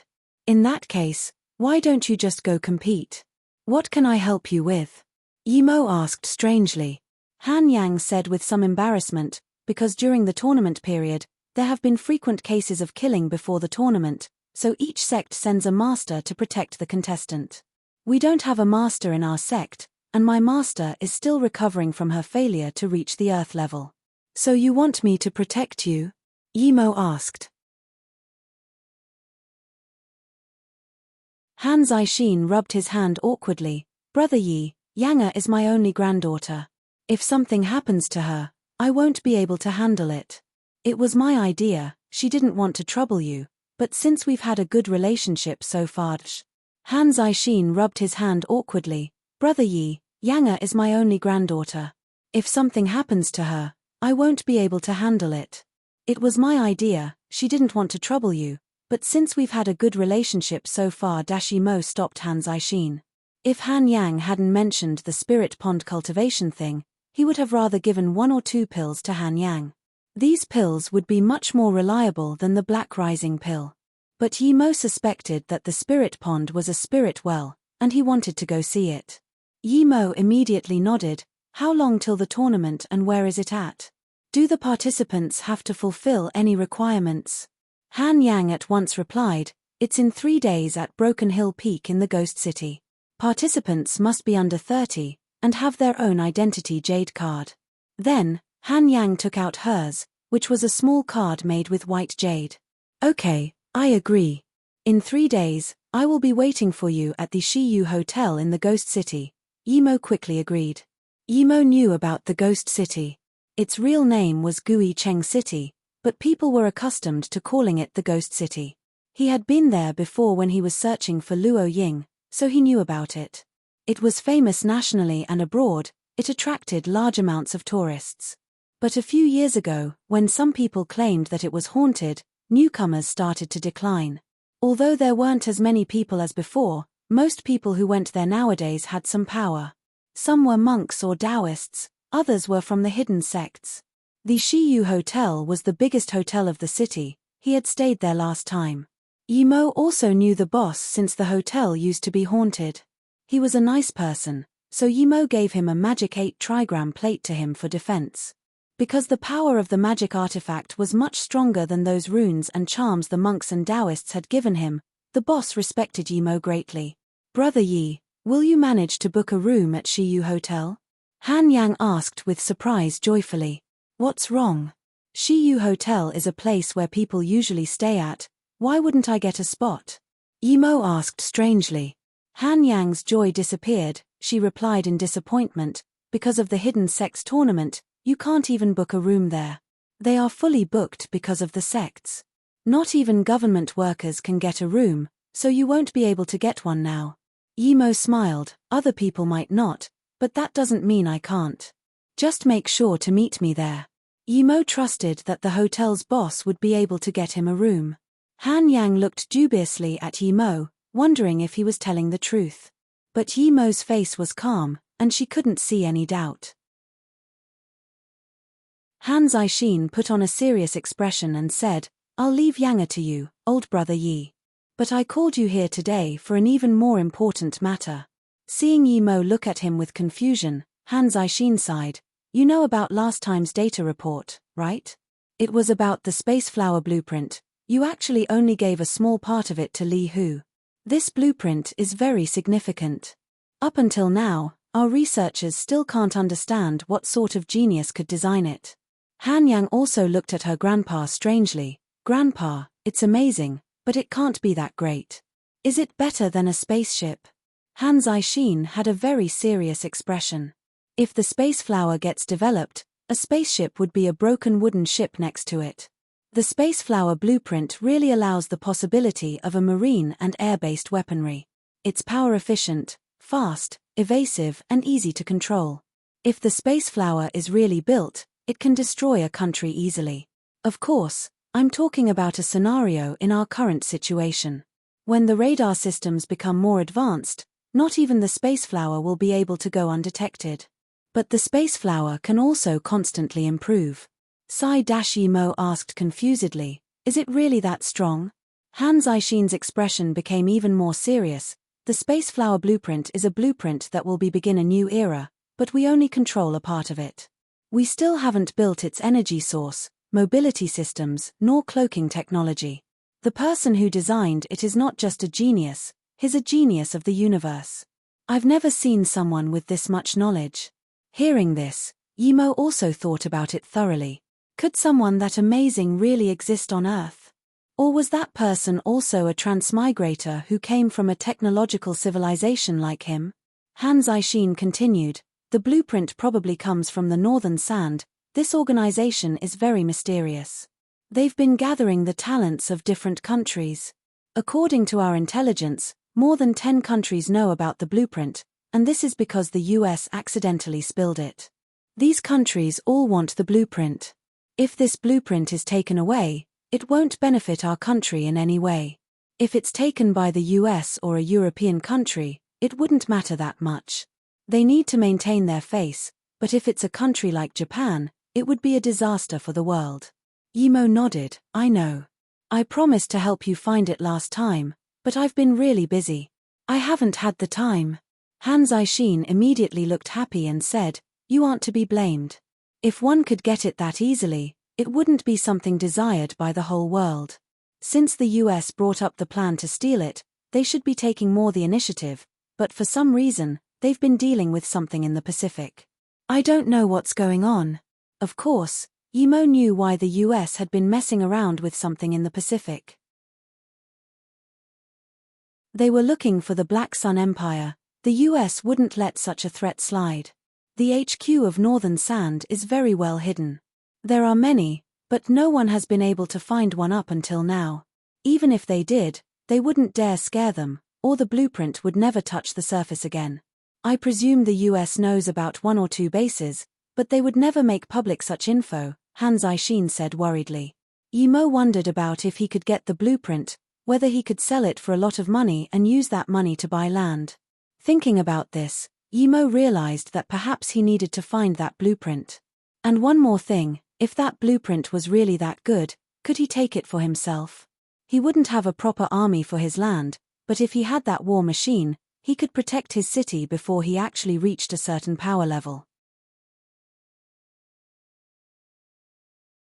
Yimo first intended to negotiate with Han Zixin for his help with solving Yimo's territorial problem if he managed to get the blueprint for him. Now, however, Yimo changed his mind, because if the blueprint was really that good, why should he trade with Han Zixin? He could just keep it for himself. Yimo first intended to negotiate with Han Zixin for his help with solving Yimo's territorial problem if he managed to get the blueprint for him. Now, however, Yimo changed his mind, because if the blueprint was really that good, why should he trade with Han Zixin? He could just keep it for himself. Leaving Han Zixin's place, Yimo went straight to Ninghai, since he wanted to bring his sister, Tang Beiwei, to Flowing Snake. Brother. Tang Beiwei just came back home when she saw Yimo standing in the garden. She was really happy to see her brother. Yimo saw that Tang Beiwei had reached the stage 2 middle level and so was also happy. He saw the plastic bags in her hands and asked, "You went out shopping?" Tang Beiwei blushed and nodded. She then changed the topic, "Brother, go inside and look around. I've changed that flower pot a bit." Yimo followed her in. The current flower pot was bigger, and the silver heart grass was growing well. She must have spent quite a lot of time on it. "Beiwei, you also moved the purple heart vine in?" Yimo also saw the purple heart vine beside it. Tang Beiwei smiled and said, "Yep, what do you think? I was going to move the blue flower blue leaf grass over too, but you said it needed a formation, so I didn't touch it." Yimo couldn't help but pat her head and mutter, "Really growing beautifully. Brother, are you saying that I'm growing beautiful or the grass?" Tang Beiwei smiled cheekily. Yimo had known her for some time but never knew that she had this side to her. He touched his nose and said, "Both." Pausing for a moment, Yimo said, "Beiwei, you probably know that Luo Yu is my property, right? I came here to take you along to Flowing Snake. I'm worried about you living here by yourself." Yimo was happy that Tang Beiwei had brightened up. She had been depressed ever since Tang Jing died. Brightening up was nothing but good for the sake of her cultivation. Although Tang Beiwei once mentioned how she liked the peace and quiet, a girl just over 20 staying with a bunch of old nuns every day worried Yimo a bit, because that was simply too depressing. Luo Ying was better off, because she was cultivating the tranquility cultivation method, but Tang Beiwei was just cultivating what Yimo taught her. As soon as Yimo finished speaking, Tang Beiwei exclaimed in joy, "Brother, is Luo Yu really yours? I knew that you had something to do with that company, but I didn't expect it to be real. My brother is super rich now. You little treasure hunter, let's go to Flowing Snake together. I'll let you count money every single day." Yimo petted Tang Beiwei's hair. What Yimo didn't expect was that Tang Beiwei would fall silent for a while and then say, "Brother, you know I like peaceful life. Serenity was good, and my mother was there too, but sometimes I would think about you, so I left. This place is very good and you even lived here before, so I like it. Stupid girl. Don't be like those boring nuns. You'll be marrying someone in the future. Besides, it's too lonely for you to live here." As Yimo witnessed Tang Beiwei's change, he was very happy. Tang Beiwei pouted her lips and murmured, "I'm not marrying anyone. Also, I'm not always alone. Jingwen moved over to live with me. Sister Yunbing and Ting Ting often come over too." "Su Jingwen?" Yimo immediately said, "Isn't her house in Ninghai? Why would she move here then? Where is she? Jingwen really likes this place, and since I was lonely living here by myself anyway, she moved over. There was a reporter interviewing her today, so she dashed before Tang Beiwei could finish her sentence. Su Jingwen came walking in with a bag. "Huh? Yimo, you're back?" Su Jingwen stood dazed as she saw Yimo talking to Tang Beiwei. Yimo smiled and said, "Jingwen, long time no see." "Yes, it's been long indeed." Su Jingwen had always been wanting to see Yimo, but now that she finally did, she realized that she had nothing to say. Tang Beiwei saw that the atmosphere was a little awkward, so she quickly brought out a few chairs. "Sister Jingwen, what did the reporter interview you about?" Tang Beiwei broke the awkwardness. Su Jingwen glanced at Yimo and said, "The reporter is my friend, Xiao Lei. Yimo also knows her. She wanted to interview my dad, but he wasn't around, so she interviewed me. It's about my uncle, Su Heng, who used to be a mayor at Shitong but was framed and was said to have committed suicide. The truth came to light, and Xiao Lei wants to do a special report just on him. Yimo didn't expect this relationship. From the eyes with which Su Jingwen looked at him, Yimo knew that Xiao Lei must have told her everything he had done. After a while, Su Jingwen opened up and became more casual. Yimo, the Luo Yu in Flowing Snake is yours? Su Jingwen suddenly asked. She immediately realized, though, that if Luo Yu wasn't Yimo's, how could Fei Yu have been chosen? This was obvious. Brother, you're really amazing. I saw the news too, that Yuan Bei Corporation is really shameless, such hypocrite. By the way, brother, do you have any more of those face-preserving pills? Give one to Sister Jingwen. The beauty pill she bought is really expensive. Tang Beiwei only realized after speaking that her words hadn't been very suitable. If the beauty pill was already that expensive, wouldn't the face-preserving pill be even more expensive? She had one before and knew how good it was.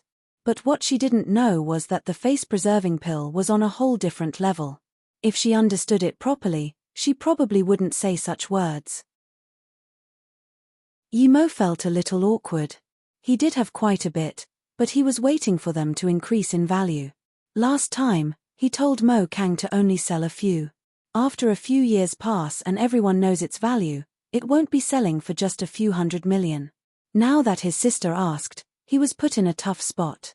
With their relationship, it wasn't over the top to give something as expensive as this. Su Jingwen saw Yimo's awkward face and felt a little sad. She knew that it wasn't cheap, but no matter how expensive it was, with Yimo's current worth, he wouldn't mind. What she cared about wasn't the pill but Yimo's attitude. Yimo's spirit sense immediately picked up Su Jingwen's expression. Remembering how she'd helped him before and how they were friends, he quickly took one out and gave it to Su Jingwen. This thing is similar to the beauty pill, you can have one.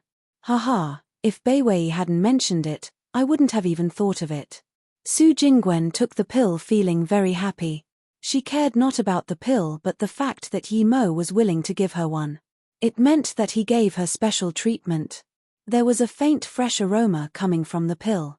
Su Jingwen immediately knew that this wasn't something the beauty pill could compare with. Perhaps it was worth hundreds of thousands. If she knew that even if she sold her company, she might not be able to buy it, she wouldn't be able to stay so calm. Yimo quickly said, "Hurry up and eat it. If you don't, it will lose its potency." Hearing this, she immediately put the pill in her mouth. What surprised her was that it melted in her mouth immediately. After a moment, she felt there seemed to be something changing in her body and there seemed to be things seeping out of her skin. Just when she was feeling unsure, Tang Beiwei said, "After you eat the pill, there will be impurities pushed out of your body. Go take a shower." After Su Jingwen left, Tang Beiwei said in a small voice, "Brother, was I a bit too rash? That pill must be very expensive." You're tuning in to the Celestial War YouTube channel. Don't forget to subscribe and join us on this journey to catch the most captivating stories.